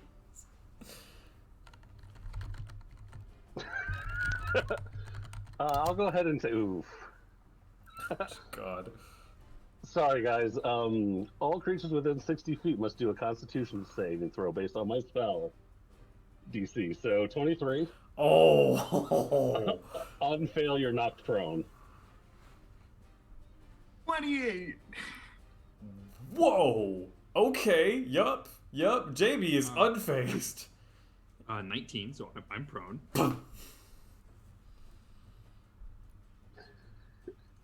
Egdar? If I want to use tides, no, I'm just gonna roll regular. Constitution, 12. All right, you're on your ass. Is that both of them, or is that just one? Nope. Now the second one, because it did hit on the second one too, and ironically, a blink dog controlled by the DM appears in an unoccupied space within 5 feet of me, and will disappear a minute later. Okay. A blink dog appears and it looks up at you, and you're pretty sure this is the one you cast suggestion on earlier. It's just Hey, it's just wagging its tail. I have a friend. Can Yeah. I do free action? Pet the puppy. Of course, always. Loving animals is always a free action.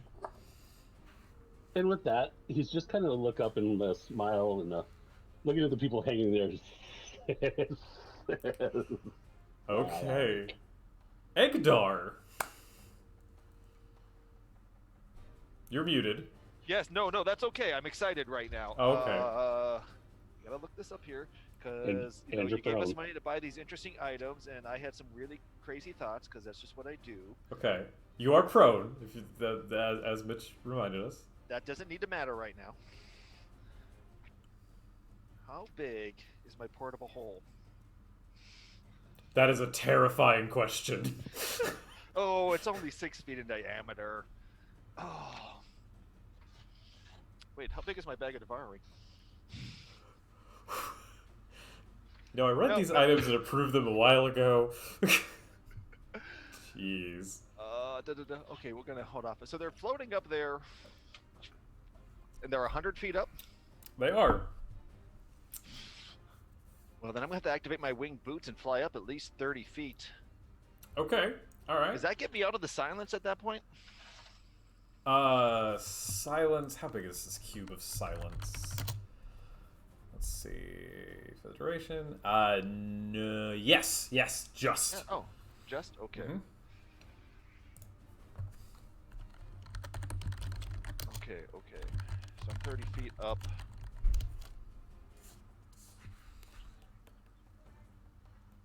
Oh, perfect. I'm just gonna scream to them and well, I guess the first. Well, you know, I'm going to tell you what I want to do, and you can tell me if it works or how this works or not. Fly up, and now that I realize they can hear me, I said, "This is what I think about me losing to you," and then I did this with that, and as I point to that pile of gold, I'm going to cast catapult to yeet that pile of gold at one of them, and I'm going to do that because I feel like it at 5th level. Okay. This is an attack action. No, sorry. They must make the creature must make a dexterity saving throw. Okay. Fail. And I imagine let's see since they don't. I mean, they failed, but I'm actually going to put dexterity saving throws at disadvantage while you're in 0G. So that's not a common. And then for each level, so another 4d8. 8, 16 plus 1, so that's 17 so far. Mm-hmm. 26. And I got one more to roll. That's 30 points of gold bludgeoning damage. Are you targeting the one that got hit with the magic missiles? Yes, the one covered in Xanos' boogers. Yeah.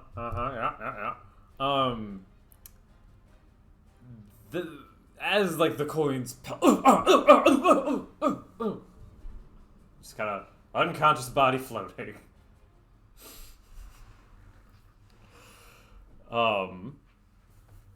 Okay, that is that the end of your turn, Egdar? That is everything I can do this turn. Yes. All right, Xanos. All right. Feeling the weight of the silence, I will pull a little Rubik's cube out of my bag and just kind of start playing with it and cast the spell Hypnotic Pattern, which is only somatic and material. And I will create the 30-foot cube around them of swirling, shimmering lights. So they need to make a wisdom saving throw. 18. Fail with a 14. Awesome. Okay, so they are charmed, and while charmed, they are incapacitated and have a speed of 0.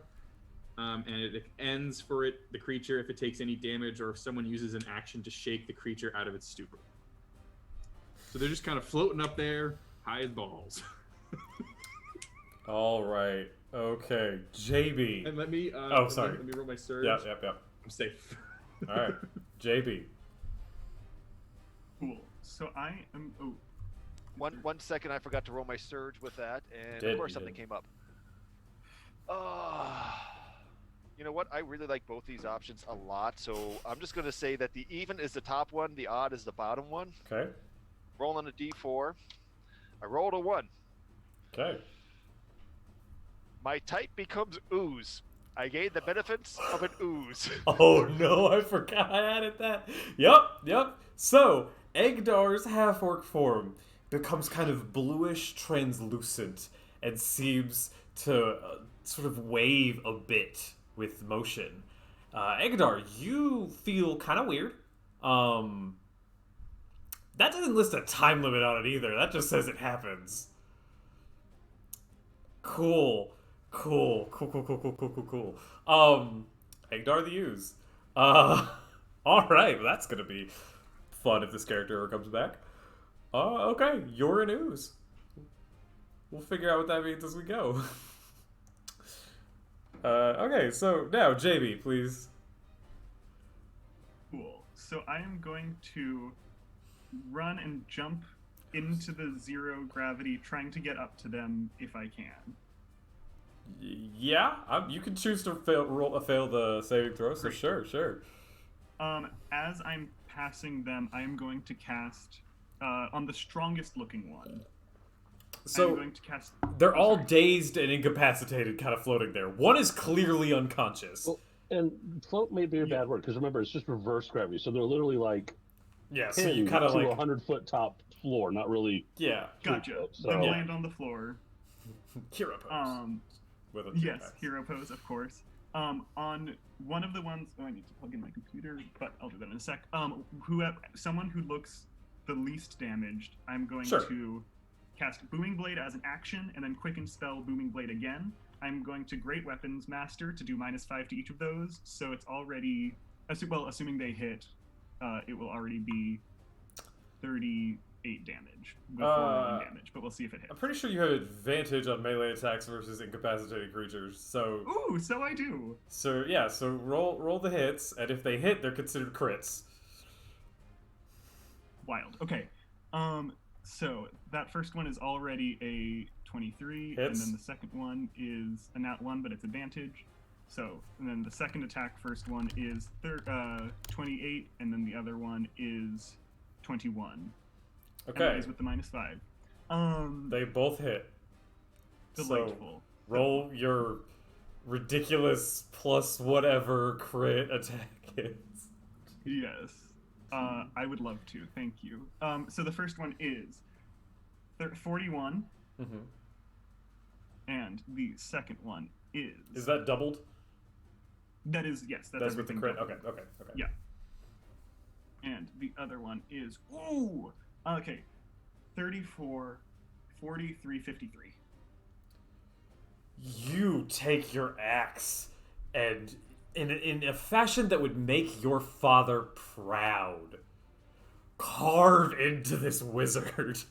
You see any neon lights like surrounding my frame turn bright red and pulse, and as the blade hits, it starts vibrating, and you hear a boom as this booming blade, makes this impact. Jeez. Yeah, 2 of them are down.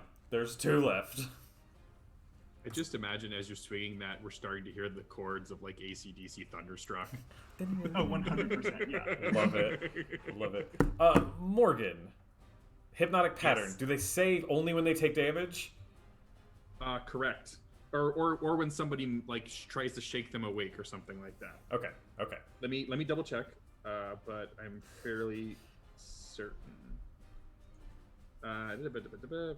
Makes a wisdom saving throw. On a failed save, the creature becomes charmed for the duration. While charmed, the creature is incapacitated. The spell ends for the affected creature if any takes any damage or someone uses an action to shake them out of it. So yeah, they don't get to save. They are all incapacitated. Their turn is spent stuck to the ceiling floor. Xylus. Y'all have made As some it's cool the- wizards that y'all are just wrecking. To Love it. get a turn, so I guess I have another surge to roll. Yup, Oh, you do. Safe on that one. Darn. Oh, let's see. JB's up there now, though, right? JB is up there. He's gonna look up and sure hope he has Feather Fall. And I'm gonna stop concentration. And everyone begins to fall. It's if you're following regular fall rules, it would be 10d6 damage. Yep, I was, so Okay. that's gonna be super, super fun. It might wake a few. It might shake a few of them awake now. It's gonna be a crit if they stay incapacitated the entire way down. Well, I think the ground would be the only thing that would shake them out of his sleep. Yep. So you all watch everyone begin to fall.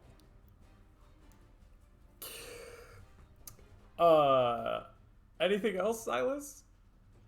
No, I'm really hoping that JB has a reaction for Feather Fall.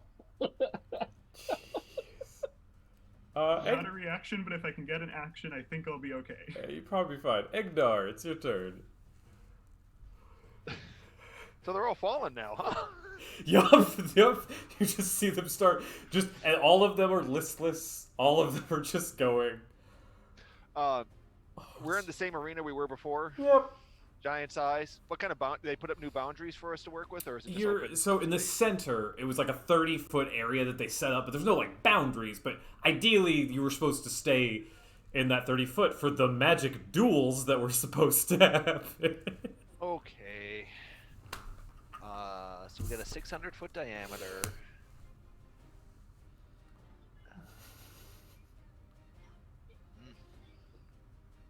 Bugger. Nope, can't do that really fun thing I wanted to try. Oh, darn. You know what? As one of them's going down, I'm just going to take a pop shot with a Ray of Frost. Okay, sure. What level you casted Ray of Frost at? Oh, it's just a cantrip. Oh, This it's is a nothing. cantrip. This, Right. this was like a whole lot of better ideas I had.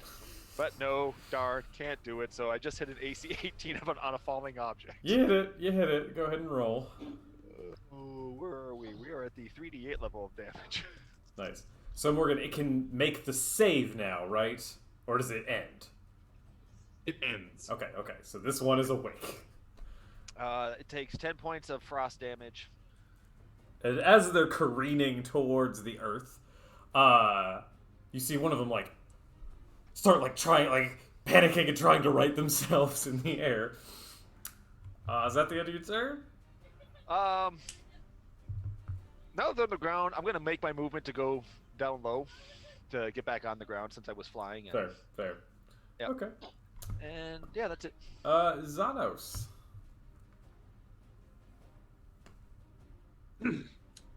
Okay. They're still mid-fall right now? Mm-hmm. Okay. Yeah, I'm just gonna take a pot shot at the one that woke up. Mm-hmm. I'm gonna go for a chaos bolt, just a level 1 chaos bolt on him. Sure. So that. Don't mind me, I'm just getting my D6s ready. Yeah, that's a 22 to hit. That hits. And go away now. And then okay, and then I gotta read this because chaos bolt is always weird. It is a bit odd.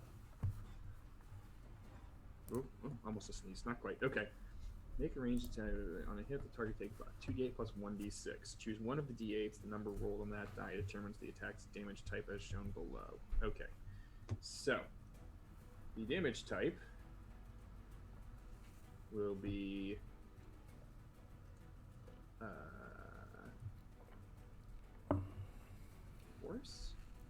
force. Damage type will be force, and it will take plus 7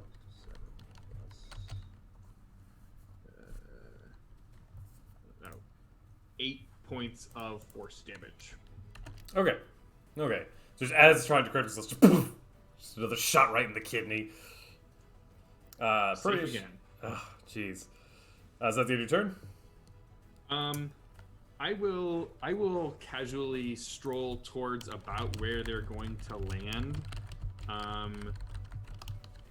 and just kind of like placing myself so that I'm nearby, but not like right underneath where they're gonna fall, and just kind of like not preparing an action because I've used my action, but Sure. like just kind of like Just ready for holding it. my staff like ready, like okay. I'm here for it. I'm here for it.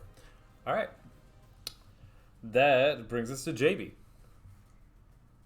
Great. So as I'm falling, I'm gonna click my heels together as my feet turn into rocket boots, and I'm going to slow myself. This is a reflavored wing of flying. Okay. Yeah, I'm going to slow my fall, but not so much that I can't use a bonus action quicken dispel booming blade on the person who has woken up. Okay. If that's all right. Yeah, go for it. Would you still say that they are would I still have advantage? I forget the term. No, they're not incapacitated anymore, so this is gonna be a regular attack. Fair enough. I will roll, and that is, and I am doing -5 by the way. So that is 23 to hit. And well, I rolled a 1. Okay, that's 20 damage. Okay. Again with booming blade. Yep, you hit. It's starting to kind of struggle to keep up. And JB stops falling. These four don't. The awake one gets to make a dex save, and he does not pass it. So the awake one takes, let's see, 6, 12, 18, 23, 26, 31, 34, 37, 40, 44 force damage. The rest of them take 88.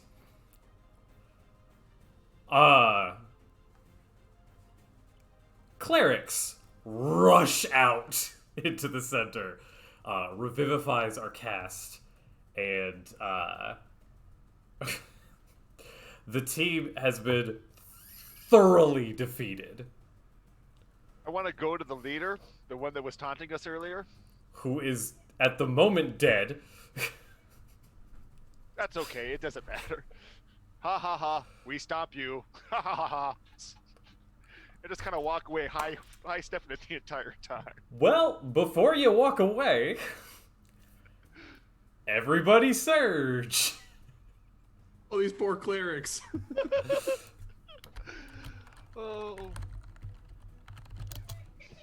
Yes. Oh God. I regain all of my spell slots. Oh. You need to thank Let the Chaos Flow. Thank you. Nice. Let the chaos flow. Oh, I'm waiting on mine because it's just worth waiting.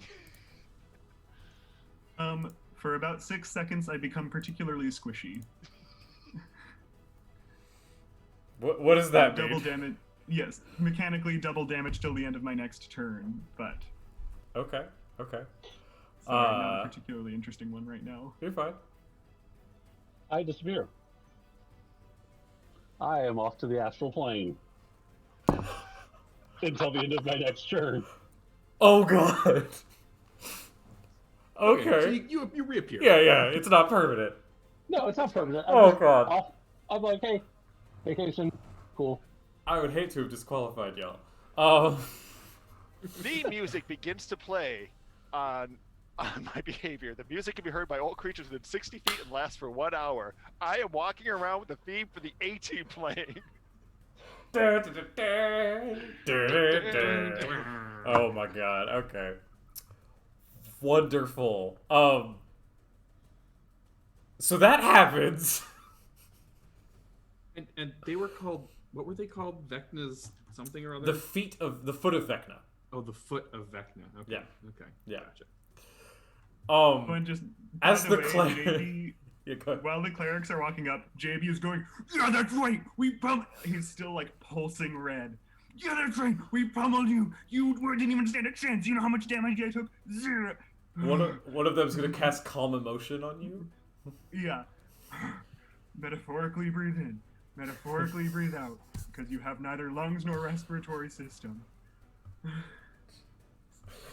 The clerics look at you all with wide eye as like you see diamonds come out, Revivify is being cast on all four of them.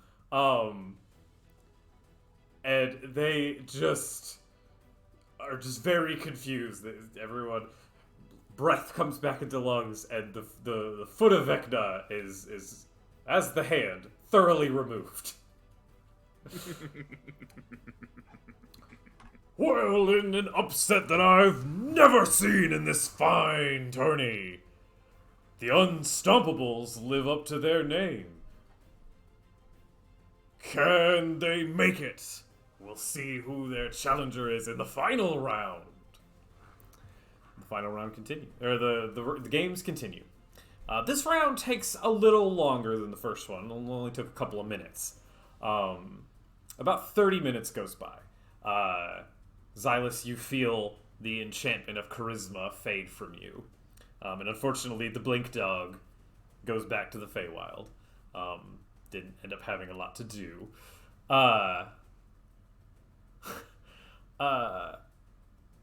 As you all are resting and watching, several teams go. A few of them do one-on-one duels. Some of them also do some, big mass things. Their matches are a bit more organized, and it seems like they're casting spells at each other and like dueling with them with mechanics we didn't even use. It seems quite different from the way your match went. But one by one, the other teams begin to fall. And the last round is left with the dragon emblazoned team, who now you're watching, you hear, and the Knights of Providence have moved on to the final round. Can they stomp the unstoppable? Or will the dragon feast again as our reigning champions come to defend? Find out soon. You're told that you have a few minutes to gather your things and or get ready. At some point during that, I do burn a 6th level spell to get my sorcery points back, just so that. Okay. That happens. Okay. Do I still walk? What? It says just theme music plays, right? Well, no, theme music plays, but I'm an But he's ooze been now. oozed. Oh, right. You can still retain your normal form. Okay.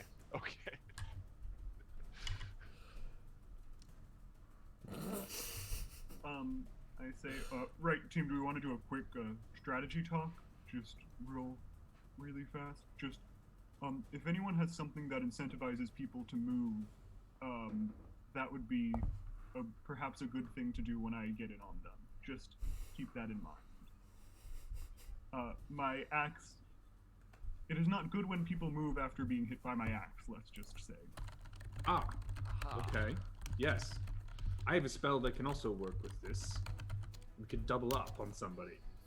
Yes, I'm also thinking it's sort of a rock and a hard place thing. If we can get them, one thing to incentivize them to stay, one thing to incentivize them to move, it's a win-win. If anyone has something like that. Send them to the sky? Ooh, this might just work. It does have to be voluntary, but if we could, if there were something like Featherfall, maybe that would be considered voluntary movement. Who knows? I mean, one can always convince someone to move. This is true. This planning session is giving me anxiety. Edgar will just use power of breath to blow them over. Sounds like a good plan, Egdar. As you all And now, the final round. Will the Unstoppables and the Knights of Prominence, which I missaid a second ago, enter the arena. As you enter in, the arena's actually been made smaller by quite a bit. It's now a 60-foot area. The hallway is just a lot longer now. As we're walking in, I do cast haste on myself with extended spell. Okay. Morgan looks Why confused. extended spell? Oh, just in case it lasts, just in case this goes on longer than a minute. Right, that's the one that's the duration. Yeah. Gotcha. Yeah. And I'll roll to see if that surges. It does not. Well. Unless it goes. As you all come out, once again, your connection to the weave of magic and the arcane, it gets heavier, and it's terrifyingly close to the surface. It's as though your arcane magic has taken the place of your bones, and you can feel that it's going to burst from your skin at any second. As now we move to a 75% chance of surges. Then let me roll again, perhaps. Yep. Shockingly, we're safe. Yes. Okay. But I am vibrating a bit, moving quickly. This time roll at 100%, as chat has just deemed that, no, you're surging. Yeah, fair enough. Ooh, our good friend Blink Dog comes back. The same Blink Dog returns. It's kind of your team mascot, I guess. Yeah. He lasts for a minute? Correct. Okay. You enter the arena. The Knights of Prominence are there. In this final round, the object may not be to win. Sometimes it's more important to outlast. Each of your teams will fight separately against a creature we've persuaded to help us. Whichever team beats the creature or whichever team stays alive the longest will be crowned the victor. Which team goes first? Well, we wouldn't mind going first and giving it a shot. JB has already bolted forward, I think. Xanos, time to surge. Oh, okay. I roll on this table at the start of each of my turns for the next minute. Jeez. Okay. The leader of the Knights has said that they want to go first. I mean, JB ran in there. Yeah, JB, like a kid with too much sugar, is like, no, we're first. Make a persuasion test with advantage. Just for fun. Not gonna help. No, actually, -2. Persuasion. Oh, I do have +3 because I'm proficient for some unknown reason. I mean, hey. 17. Okay. Can I use Bend Luck to give a D4 bonus to JB's roll? You can. Then that is an 18. Okay. Let me roll. Is Ben Luck a leveled spell? Bend Luck is 2 sorcerer points. Oh, that's right. This is skill. Yeah. Yep, Yeah. it's My bad. Thingamajiggy. Okay. I admire your enthusiasm. All right. You give us the advantage of seeing what we're up against, and you get set the tone. The ring is yours. And the Knights of Prominence walk out. All right, Magic fans. Let's hear it for the Unstoppables as they face the Master of the Outlands, the feared stalks of any explorer adventurer. Oh no, my ex-wife! And you, jeez, you see out from an opposite corridor floats a beholder. I need you all to roll initiative. Ace. Ooh. I got a 20. Okay. I have an 18. Okay. I have a 6. Oof. I had a 14. So, Igdar, JB, Xylus, Xanos. I thought JB rolled higher than me. Oh, did I get you guys mixed up? My bad.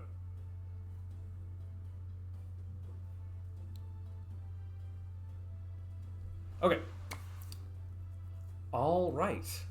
The Beholder moves in, and it is going to shoot off some eye beams. Let's see. It's going to shoot at Egdar, Xylus, and Xanos because it's not sure if JB's a person. The advantage of being a construct. Okay, so let's see. Xanos, you... Oh, geez. Make a dexterity saving throw. A quick reminder, we have Tides of Chaos to get advantage on saving throws. Yeah, I'm gonna actually. Well, yeah, I'm gonna use my Tides of Chaos for that. I'm gonna take that. Let's see what happens. It's a good call. We got that, right? And we got that. All right, yeah. I got 20, dirty 20. Okay, I will stop getting dice together as a ray of sort of almost void-like red energy rips past you. Egdar, you need to make a dexterity saving throw. No.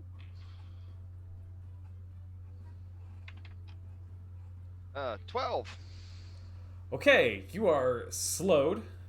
You can't, for 1 minute, your speed is halved, you can't take reactions, and you can either take an action or a bonus action on your turn.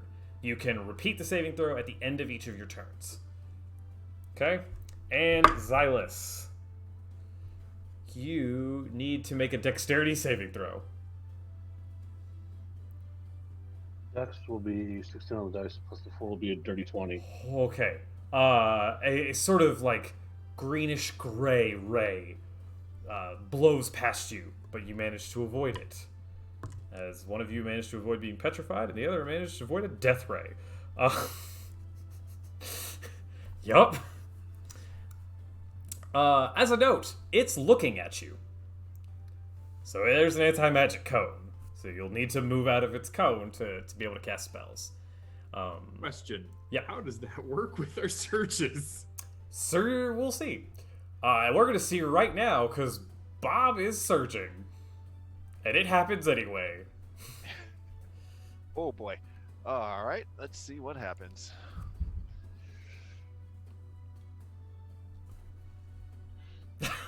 Love the confused look. I mean, both of them are kind of... One's going to be totally useless. The other one is actually fairly fitting. So, go give me a, like, even for the top, odd for the bottom. Oh, jeez. I would roll a cock die. 6, so top. Even for the top, I am frightened by the nearest creature until the end of my next turn. The nearest creature to you is... Xanos. I am scared. Okay. Let's see. Okay.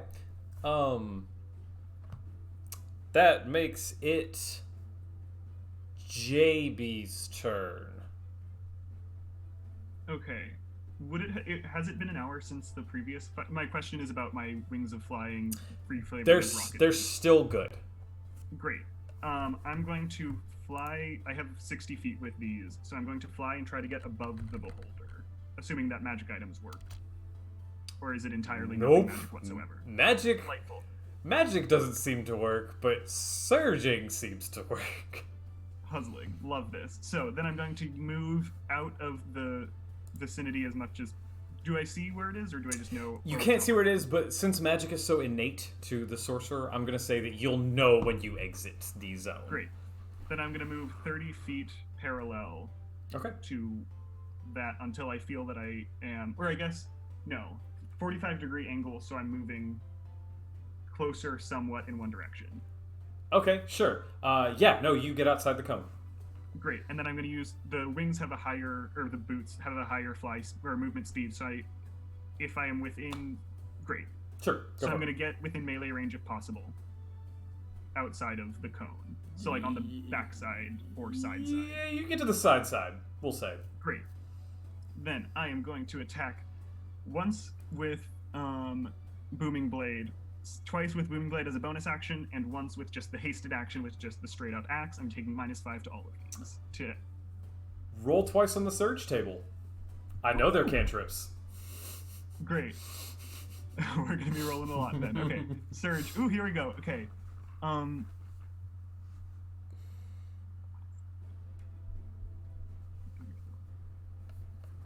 This is yeah, I'll go with that one. Yeah, if the beholder dies in combat, their ghost will haunt me for 24 hours. Oh geez, that seems like the worst fate, I'm be honest. All right, cool. Did you roll for both of them? No, that was just one. Okay. Oh, here we go. Ooh. That sounds fun. For the next minute, I switch positions with the target of any spell I cast. Okay, so you're gonna be forcibly moving the beholder around. Yeah. Jeez. All right. Okay. So now go ahead and roll your booming blades. Yes. So. Or roll your the attacks, first- technically. Yeah. So the first booming blade is... Oh, it's so close to a nat 20. Okay, that's perhaps not going to hit. That's a 17. Does not hit. Okay, then this is just the straight up... Well, this is the hasted attack. That's 20. 20 hits. Okay, great. And then this is the bonus action booming blade. Oh, it was so close to a 19, but it's a nat 1. Oh, sorry. That's not gonna hit. Okay, we get one of them, though. Yep. Just a straight up attack, Just a straight and up that attack. is 25 damage. Okay, 25 damage. Not bad, not bad. Igdar. Oh, and we switch places. Oh. No, because no, technically no spells hit. Just kidding. That is fair. That is fair. Edgar will very slowly Oh my God. move towards the beholder. How Sure. far away is it from us? Sure. It's about 60 feet away. It's about 60 feet away, and I only have 15 feet of movement. Yep. You're You're still in the cone, unfortunately. That's okay. I will dash and Baywatch run. Kidding. To the sound of the A-Team, Egdar, like in slow-mo, is running towards the beholder, looking very concerned over his shoulder at Xanos. That's my turn. Xylus. We get to make your save. Oh yeah, make a save, Thank you, Morgan.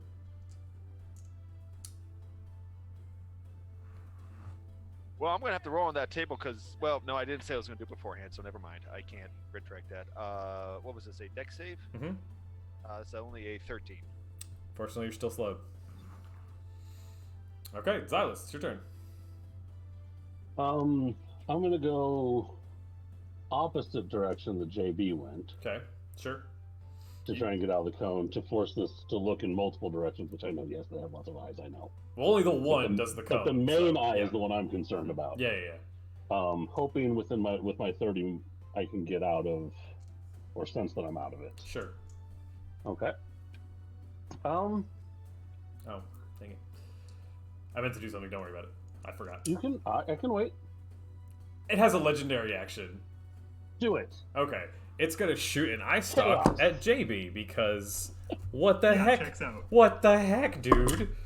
Oh wait, no, it doesn't roll to attack with eye stalks. Right. You just have to save from it. So it's going to do... We haven't done this one yet. Oh, geez. Make a dex saving throw. Oh, I And have luck, advantage plus because of D4. haste. Thank you. Okay. Advantage and D4. Okay, that was a 2. Let's see how the advantage does. Did you really- And that's a 1. Oh. So that is... God. Hold on. Maybe the D4 will help. Who knows? Nope, that's a 6 total. Okay. So a sickly green beam rolls out of the eye towards you. You're gonna take 2, 8, 11, 17, 18, not great rolls. 20, 26, 31, 39, 41 points of force damage as a disintegration ray blows through you. Oh, I was hoping this was poison. Okay. 41 you said, correct? Yep. Delightful. Alright, you're not dead. I mean, I know y'all are high level, but you're sorcerers. Still good. Okay. I have a high con. Okay, okay. Good. I think that's all it does. If the target is... Oh, I do need to roll concentration, though. Which I do at advantage. Hang on.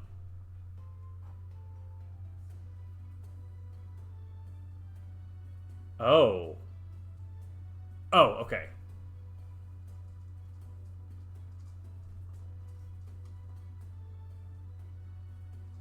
Did That- you add the modifier to disintegrate? This one doesn't have it, Oh. but the secondary text is weird.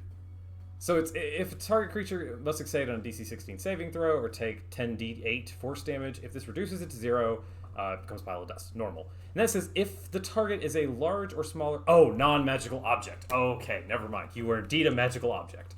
I Sort am of. indeed. Yeah. The object is not, but the soul, of course it is. So I will roll Okay. concentration, and I'm a warcaster, or whatever that one's called. Sure, yeah, you have I'm good. advantage. So that's going to be against a 20. Yeah, I got a 27 both times. Okay. We're good. Cool. Now, Xylus, it is your turn. Let us see.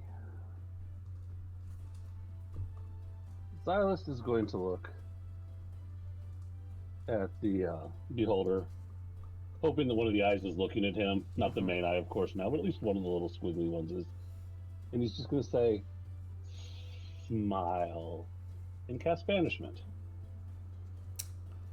Okay, what's that save? Charisma save against an 18. Nat 1. Ooh. 1. Well, and I'm going to put this in there because I won the surge anyway. I was going to have you do it. I was doing it as a heightened spell, so it would have been at disadvantage to begin with. So, can't get any I mean, yeah, lower. can't get lower than that one. His other roll's a 3, so he probably would have failed it either way. Still doing it because I want my surge. Hey, go for it. Well, you get 2 surges, right? One for casting as a heightened spell, and then one's for a level spell. Exactly. Oh, jeez. So the one's at 75. Come on, operate, work here. There we go. Oh, really? Oh no. Please tell me you become a potted plant. Please tell me you became a potted plant. No, this would be Alexander's favorite thing to happen right now. Your spell becomes a wish spell. Oh, jeez. Okay. So what are you wishing for? Oh, there's so many things I could do, but I don't want to ruin the game this early. I mean, I mean, we got like 30 minutes. So... Let's see. I am going to wish that this beholder was my pet. No, that's too mean. No, let's go with something different. Okay. Ooh, where's the locker room for the feet people? I'm going to wish the beholder into their locker room or tent or wherever they are. Okay. The beholder disappears. Yes. Mitch, though, I need you to roll your other search. Yeah, I was gonna say, and then I think I got it. And then the chat made you surge, so... Okay, so here's the other one at... The other one was safe, and then the chat one is... Oh, hey! I cannot speak for the next minute. Whenever I try to, iridescent bubbles will float out of my mouth. So you can't even tell them what just happened! So right now, I am just maniacally laughing and cursing these people, and bubbles are floating for everybody.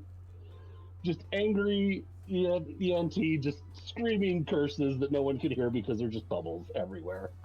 Okay, let's see.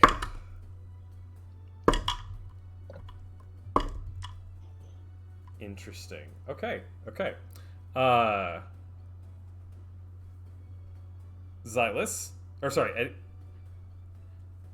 do we... Oh, no, sorry, Xylus just went. Xanos, please surge. Okay. Not a chat surge. This is because you're surge at the Right, beginning of the yeah. round. Yeah. I regained 2d10 hit points. Hey! Handy. Okay, alright. What do you want to do on your turn? The beholder has vanished. I will. Jeez, I don't know. I'll look over at Xylus. Where did you put it? Bubble, bubble, bubble. Edgar, what are you looking at? I'm just gonna hold up my hands in victory. Okay. Yeah, yeah. Maybe I'll do a little prestidigitation, just do some little sparks out of my hand. Roll surge. Okay. Because cantrips count right now.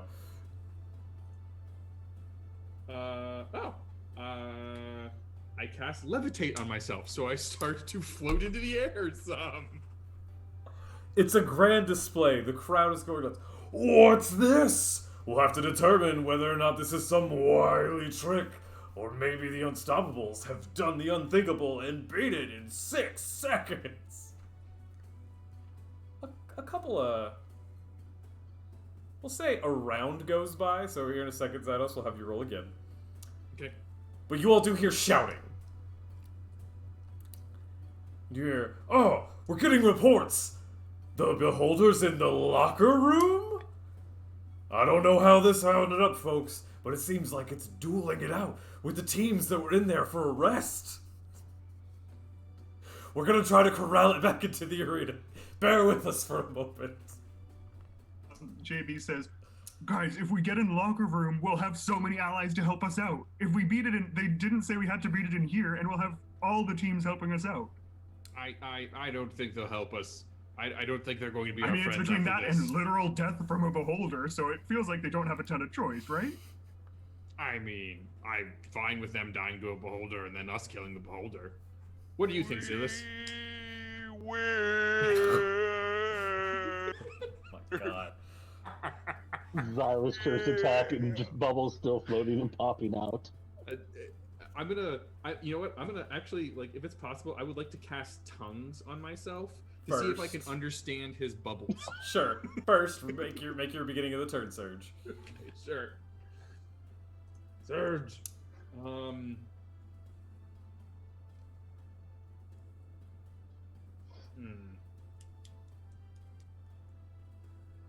Okay.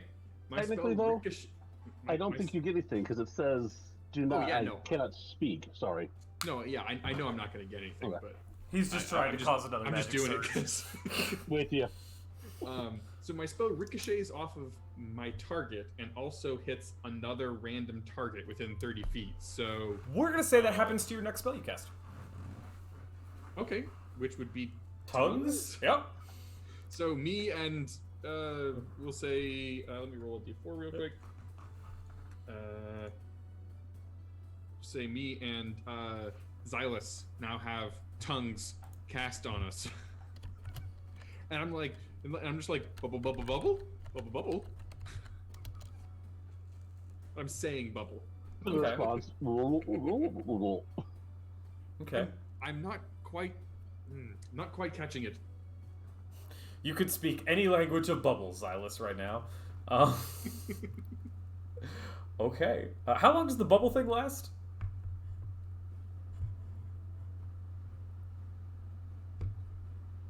One minute. Oh, gross. Okay. Okay, alright. So, does anyone else want to do anything while this is happening? Xylus, this doesn't prevent you from casting verbal spells. It just means they're bubbles. Okay. So in the first round, I failed my saving throw for slow. Right, you can try it again. Okay. 16. Hey, you're not slow anymore. Oh, good. How long does the fear last? That was just for one round. Okay, cool. So you're no longer afraid of it. Excellent. JB, Xylus, do you want to do anything on this kind of sort of free round? I think I'm good. I'm trying to see if there's any. I don't. Yeah, I think I'm good. Okay. Actually, Actually- I've already done my thing, so never mind.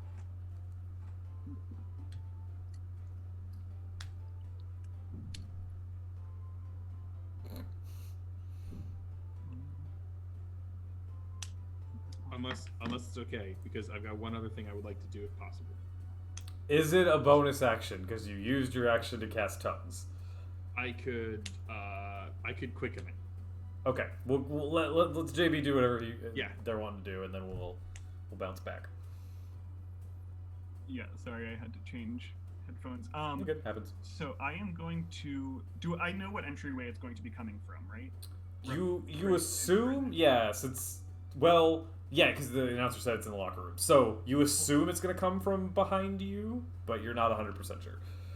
Okay, I am going to try to. I'm going to do my regular 3 attacks onto the whatever, essentially, I'm trying to make the entryway unstable. So if it so much as bumps it, rocks are going to fall on it and hopefully do some amount of damage. Sure. Yeah. Make some attack rolls.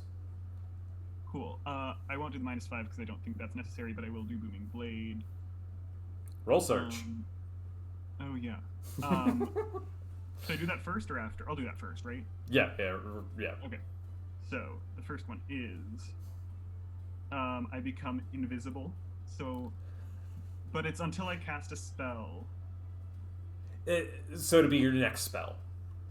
Okay, then I won't cast Booming Blade for the other one. I'll just leave off those d8s. And then for the other one... Oh, no, so then I wouldn't roll a second time, so I'm just invisible.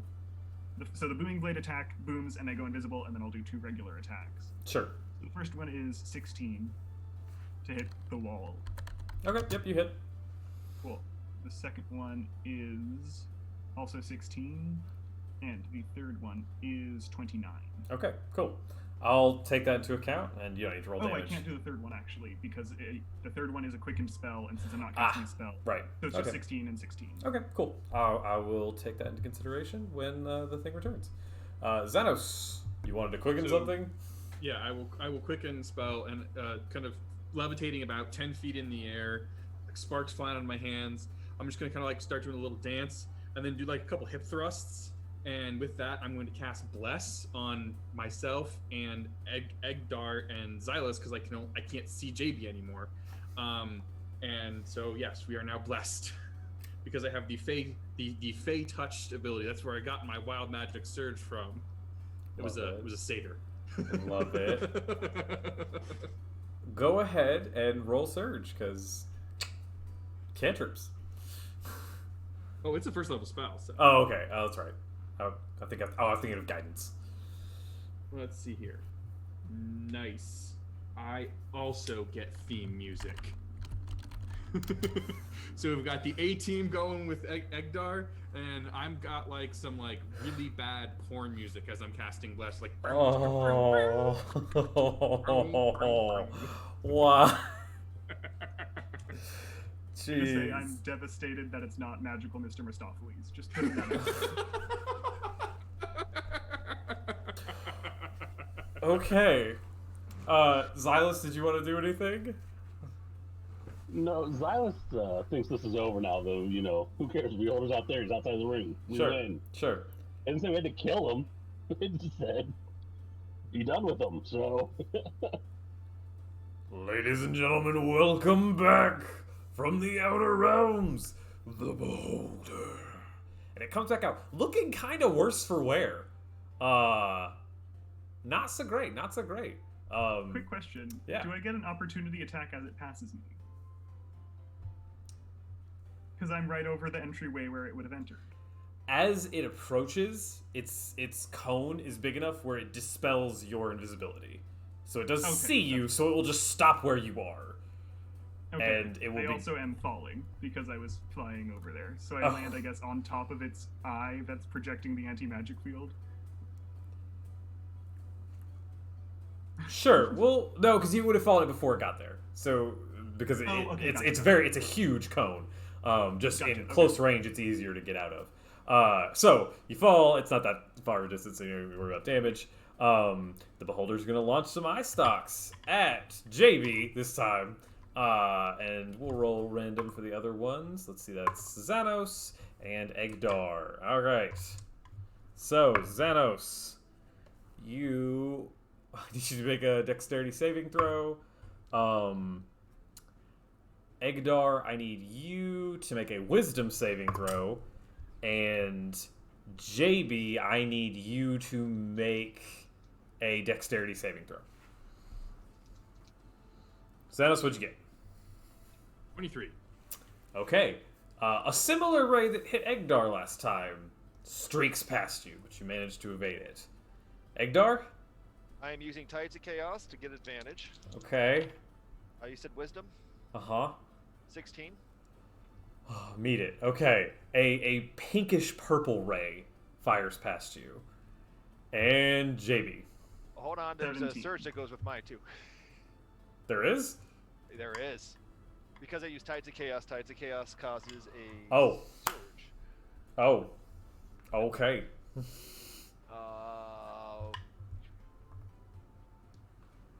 You know what, we're going to go with this first one because I just want to know what you come up with this one here. One random creature within 30 feet of me gains a random template for the next 24 hours. Forgot about that one. Let me pull up my templates. Jeez, y'all. Yep. And scroll. So we'll say the Beholder is just outside of that range. So you're either hitting Xanos or Xylus. I'll let you pick.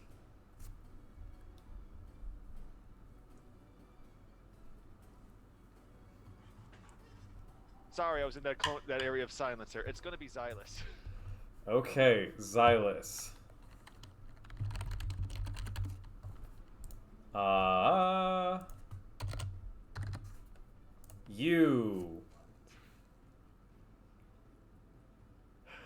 You also become translucent and a little wobbly as you take on some ooze characteristics.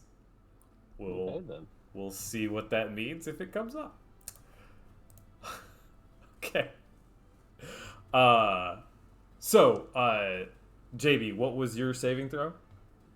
I got a 17, so I think I'm good. Thank God. The disintegration ray doesn't hit you again. Yeah, that would have taken me down. Yeah, probably. Okay. JB, it's your turn. Am I in range with it? Or Oh, yeah. Okay, great. Then, but I am in the anti-magic field. Yeah, it's like right in front of you. So if you move side to side at all, you'll get out of it, but it's Great. right now. I'll You're move very slightly to the side. I will attack. Haste would have dropped because of the anti-magic field. Is that correct? Yes. Mm-hmm. Unfortunately, yeah. Then I'll just booming blade twice, and I will take the -5, but give myself advantage on the first one with Tides of Chaos. Let's see Okay. how that works out. So roll 2 magic surges first. Because you're right. Okay. casting a cantrip and doing Tides of Chaos. Right. So. Okay, I'm gonna get some hit points back. 2d10. Hey. Oh. And I'm gonna talk to a deity. I'm gonna talk to a god for a minute. Okay, who you want to chat with? I would love to chat with anyone's fair game. Yeah. Yeah, sure. I will chat with.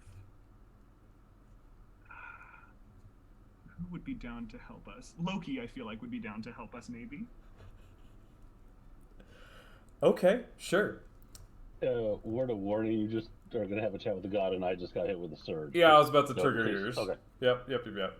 Okay, on your turn, you could have a free action to talk to Loki, and we'll see what that comes up with. Great. Mitch, go ahead and roll your surge, and we'll get back to your booming blades and your third surge in just a second. Well, whatever disease is going on that, Bob had, it's obviously touching us all. Because as I'm watching all of this, sudden, I just turned wobbly and roll down, and somehow you see coins appear from within my gelatinous body and expel out of me. And 19 and 101 gold coins and assorted ooze particles land upon the ground in front of me. Jeez. Okay. That happens. All right. So JB, roll your first attack with the booming blade, and then we'll do the search for the other one. Okay, and I get advantage on this one, but it's a -5. Right? Ooh, I didn't even need advantage. So that's a 30. No, sorry, 25. Okay, that hits. So go ahead and roll that damage, just in case, because who knows? Okay. 19, 28, 38 damage. Okay. I think it's a lot. All right, now roll your other surge. Yes, okay. Surge. We're safe? That's a unfamiliar screen as of recent. Okay, and then this one is just a flat roll, but still a -5. Okay. Oh, that's probably not gonna hit. That's a 16. Unfortunately, it swings right past. No worries. And I believe, because I don't have haste anymore, movement. I'll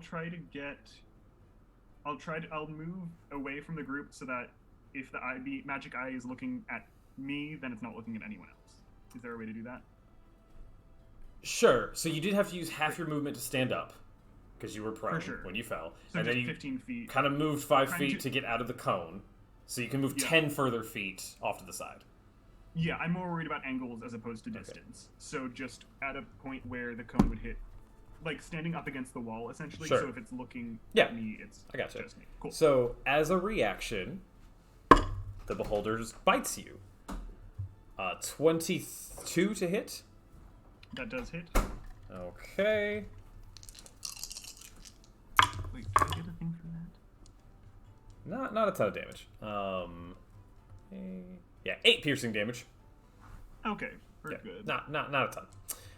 Still more than when I just healed myself. We're good. Oof. Okay. So that makes it JB. No, that was just JB's turn. Sorry, that makes it Egdar's turn. Am I currently in the anti-magic cone? You are. You'd have to move out of it. Okay. Egdar and Xylus. You all are. You're used to feeling magic at like a deep personal level. But this recent shift in status has made you begin to feel something else. And you feel, to a certain degree, called to each other.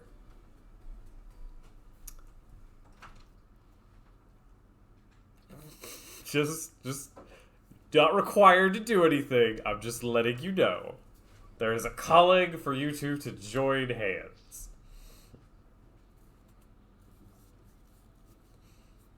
So, anyway, Igdar, what would you like to do? I knew what I wanted to do a minute ago. I'm not sure anymore. There's so many thoughts in my head here. I want to. Is Xylus currently in the anti-magic field? Yes. No. Okay. Yeah, unfortunately, it's got a good angle right now, and it's getting. It's got a good angle. I'm going to. I'm going to move towards Xylus. And not 100% sure. I guess I lost awareness of how far away Xylus was even from me at this moment here. Xylus moved probably about 20 feet, because Xylus moved at an angle, but you were moving towards the beholder, so you kind of kept some distance close to each other. Okay, so I'm gonna start moving towards Xylus because something is calling. And... What do? You can get to Xylus this turn.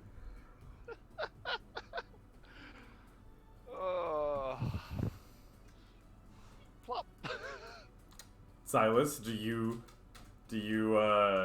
like allow him to touch you? Sure, there's Okay. a draw. There's a question that appears in both of your minds, and What it's the hell are we currently doing? no, it's meld.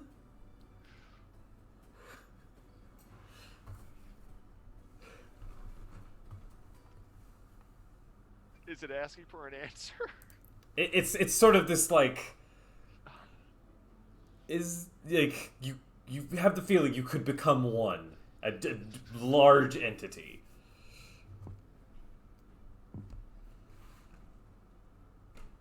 Look Xylus lovingly in the eyes. God. Will you merge with me? We shall become one, brother. As bubbles. Bubbles are coming Oh out. my You don't God. understand. Just more bubbles. You all mix together. Suddenly, instead of like being your normal forms, like you sort of like come up and begin intertwining. The rest of you see what may be horrifying to watch as both of your friends become one large humanoid-shaped ooze. For the duration, this doesn't last forever. This lasts for a bit. You have a pretty strong, like, punching attack that you know has some acidic effects, and you're big enough that you might be able to eat the beholder. Just a note.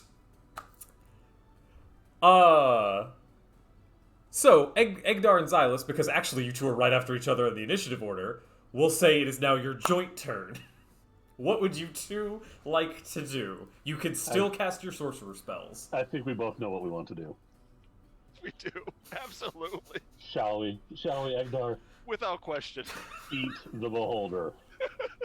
And you two, like, charge forward, moving into the beholder square. I'm going to let it have a dexterity saving throw. And I'm going to use more Ben Luck to give it Yeah, a I was gonna D4 say, penalty. and I'm going to use mine. We're two entities in one. Double that. Sure, I'll allow for advantage and disadvantage to stack. Why not? So 2, -2 for me. So I'm rolling 3 dice. And whichever is the lowest. Wow, actually it rolled a 12, a 14, and a 19. So 12 it is its roll. It only has a +2 dex, so it rolled a 14. I need you two to roll an athletics test using one of your bonuses, not both of them. I have no bonus to that, so I'm I assuming have we're +7 gonna use, bonus to it. I think we're using Egdar's. Egdar the Xylus is hungry. So you're Bubbles. Bubbles are frothing as this is reaching for Oh, it's him. okay. I think we're merged at this point here. Yeah, I'm you can saying hear the each bubbles are other still in your coming mind. out. Yes, yes. acid bubbles are coming out. Who's gonna roll for that one then? My bonus, your dice roll. Oh Jesus! Hey! Oh, I can't give you tides because I haven't. No, but we used mine That's on it, that you one. just- So Doesn't that mean you'll surge? That would mean we search. okay, hey, hold on. I guess before we eat him, we're surging. Yep. Oh yeah. Oh yeah. I like this one. Okay. All non-allies become frightened of this mass for 1 minute. Well, since we are, and I will add to that because since we're already in ooze and gain benefits of ooze, we'll go ahead and polymorph into a giant ooze T-Rex now. Because that just makes it so much more poetic to eat this beholder as the largest cohabitated slime ooze T-Rex. What Did the theme music suddenly change to Jurassic Park? Yes! Du-du-du-du. Take that, Derek. Our T-Rex is oozy. Okay, yeah, make that roll now. Oh, that's gonna be. You had a +7, you said? Yes. That'd be a 17 then. Oh yeah, you crushed. I just need a size point to this now. No, T-Rex no. is giant. It got a 16 on its roll though to evade. Ah. So you chomp and devour the ooze. Since you're giant now, we're gonna say that makes you a huge creature. Sure, why not? What is the damage on a normal ooze when you get eaten? I should know this, because I like gelatinous cubes.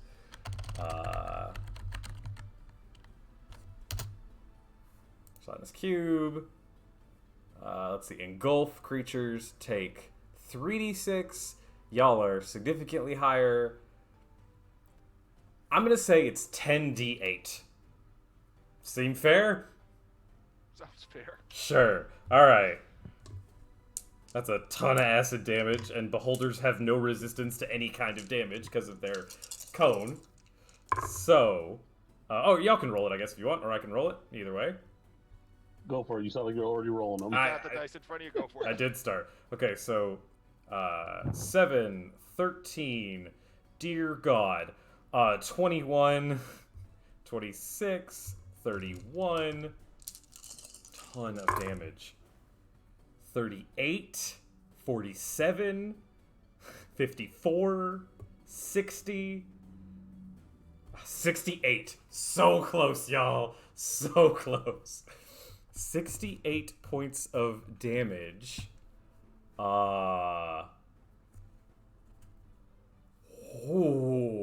It's still alive. I have one question though, Yeah. because Egdar hadn't done an action except for the fact that we melded. Did that count as an action? That counted as an action, yes. Okay, so then our bite would have been my action. Okay, Yes. You collectively have a bonus action. Each of you has a bonus action. If you'd like to quick cast something. The beholder is looking rough. Oh, I wasn't prepared to do more.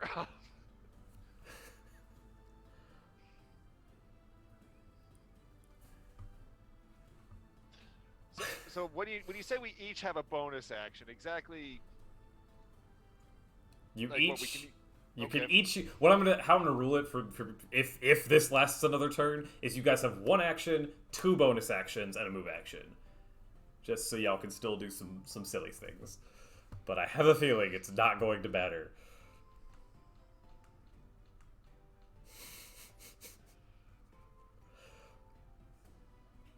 You know what? I like this plan. As a bonus action, I would like to cast Far Step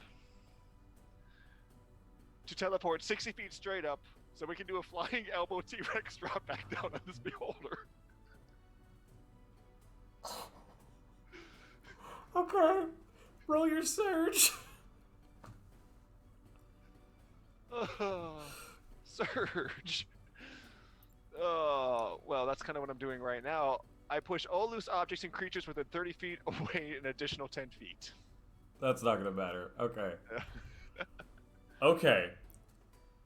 The collision damage alone is going to do the 8 hit points this thing has left. So Xylus and Egdar, tell me what exactly this looks like. Go ahead, Egdar. This is all Alright. you. I got the end part of it. Go ahead. So I guess after we've, chewed and swallowed this thing, we just kind of pull ourselves up into this weird ooze and back to T-Rex form, because that's what we are, and just... Little short elbow. Little short elbow.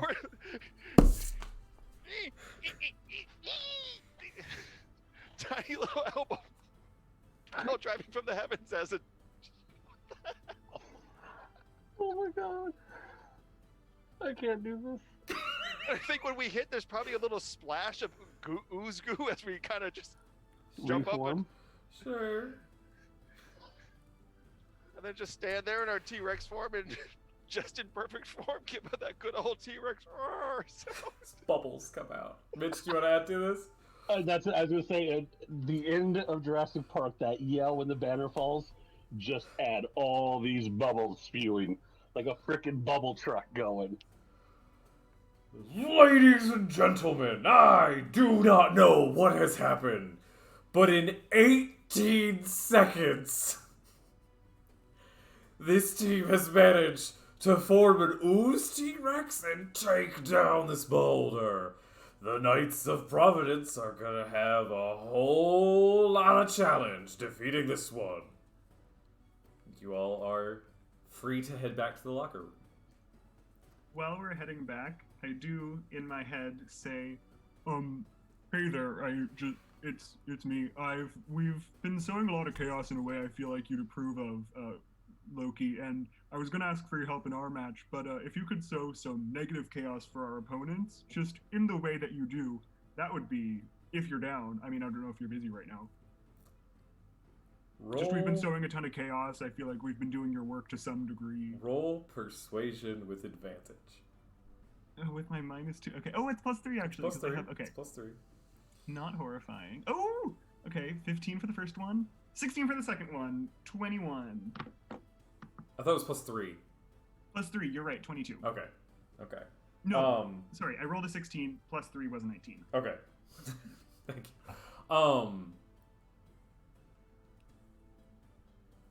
I have a passing interest.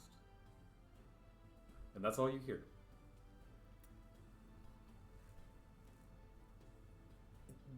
Do you all go to watch the Knights of Providence attempt? I have plans. Attempt there. Well, okay. As do I. I'm a dirty, rotten cheater. What is it that you would like to do as the parting blow? If I can get to a place where I can see them and be within let's see here, 60 feet of one of them, like if there's like a seat like above the entrance or something like that, I don't know. I want to both. Well, I guess I can only use one. So we're in the stands. There's a lot of noise. I don't need to hide this. So I'm gonna cast Heighten spell so that one of the team members has disadvantage against this save, and I'm going to cast Dominate Monster on them so that I get to control them. Dominate Monster doesn't work on humanoids. It works on anything. No, that's why there's like Dominate Person and Dominate Monster. Is that there's the two different effects. I thought Dominate Monster was the more general one, whereas Dominate Person was the more specific one. It says you attempt to beguile a creature that you can see within range. Okay, yeah. Jeez. I mean, to be fair, I do have Dominate Person if you want me to cast that one. So. No, it's cool. It's cool. Whatever. You just use an 8th level spell. Go ahead and surge. Yeah. Because that's happening. Yes. An illusory beholder follows me for the next 24 hours.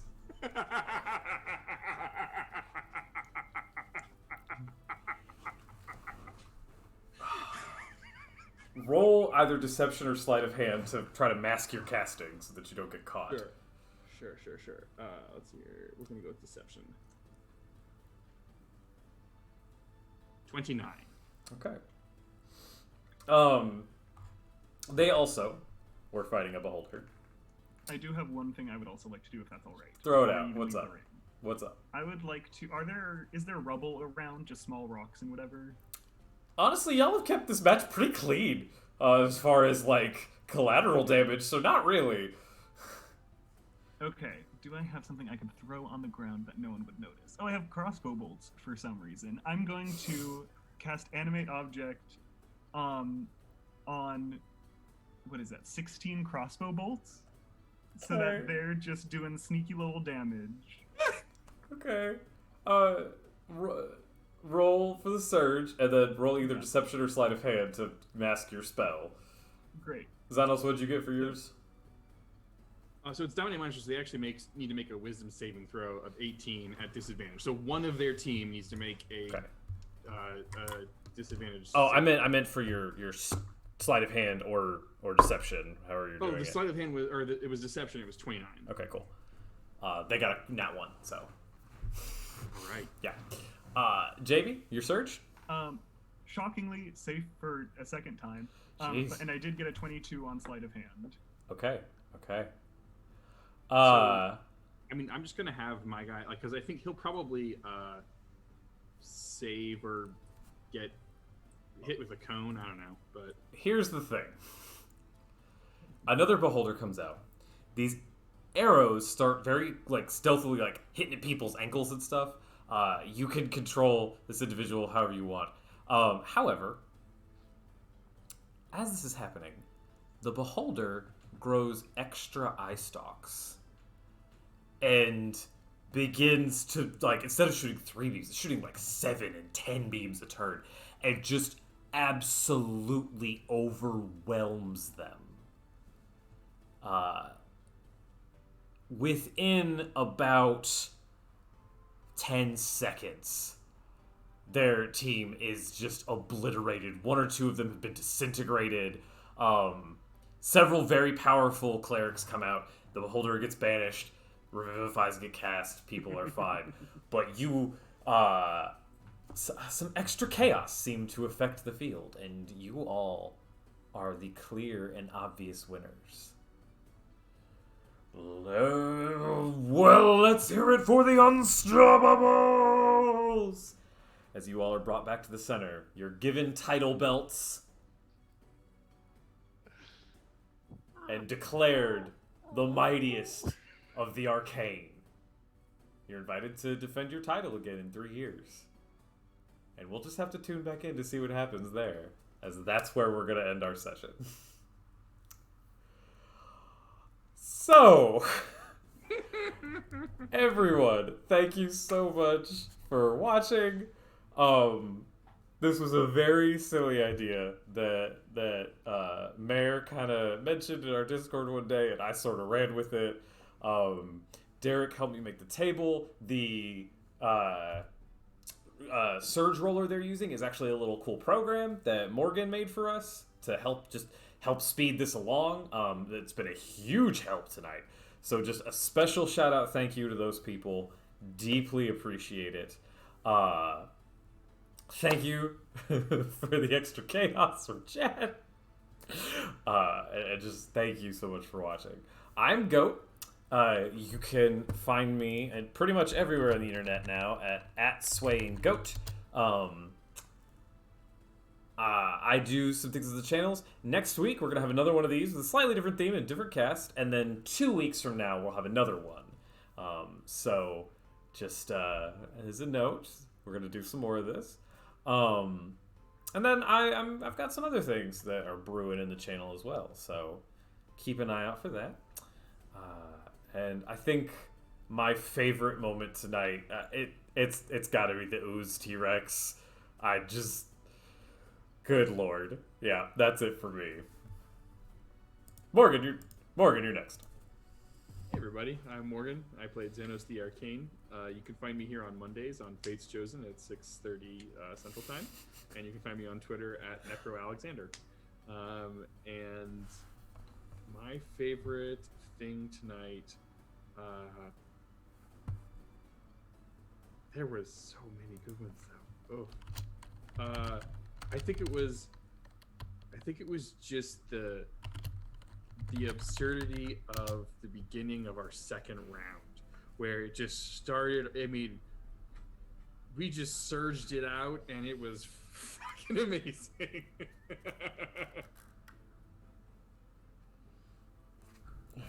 Jeez. Mitch. Hi everyone, I'm Mitch D. You can find me in No4A's Discord a lot, bouncing around in the streams during Twitch streams forum, and on Twitter at Mitch_D78. I don't do much. I follow pretty much all of these people. and enjoy watching shenanigans, and for once participating in absolute, purely enjoyable lunacy. This was such an amazing blast. I'm going to piggyback off of Morgan's, but I'm going to say I think my favorite thing about tonight was the fact that the actual surges that the community gave us really altered the game. No matter when it came in, it seemed to actually truly make a huge wrench, either good or bad. I don't even think it was really bad. It was just a great wrench in the game, so it was a cool mechanic to see really change every step we were making. So I think that was the coolest part for that great idea on that one. So thanks. Okay. Egdar, Bob. Hello, I am Bob, also Egdar, the half of a gelatinous ooze with Xylus. Titles are ever changing. You can find me in the O4A Discord, whatever. Favorite moment of the night, besides all the random chaos, silliness, and everything else, has still been JB's calming mantra of just breathe. That was, I want, yes, I feel for this jukebox entity and hope that it's able to get its rage under control. Oh, that was seriously my favorite moment when you started doing that. I loved it. Just. All right. And JB, Kian. Yeah, hi, I'm Kian, at Kian Martin on Twitter, Kian with a C, or Kian Martin 6. Yeah. My favorite moment has got to be the meat prestidigitation. It was just so goofy and set the tone off so well. It was one of the first things where I was like, oh, that's what we're going for. Love this. Okay, and you can follow the channel. I posted our schedule in the chat. You follow the channel at Open4 Adventure on Twitter, and join our Discord, where funny little ideas like this come up relatively frequently. And come hang out with us, have some fun. I believe we got some warm, fuzzy patrons to thank. Morgan, if you want to take us away on that. We do. Thank you very much to these folks who have sponsored us on our Patreon. First off, to Bel Chavez. And we have Christina. We have Deborah. We have L Street Gaming. L Street. We have Rick. And we have Sev. Hey, Sev. All right. Thank you very much. Thanks for tuning in. Tune into our other games, other streams. Ashes of Azmorin finale is tomorrow, so that's a big one. That's not a silly stream. That's a tearjerker for sure. So tune in. Wonderful cast there as well. And don't forget to love each other. Good night, everyone.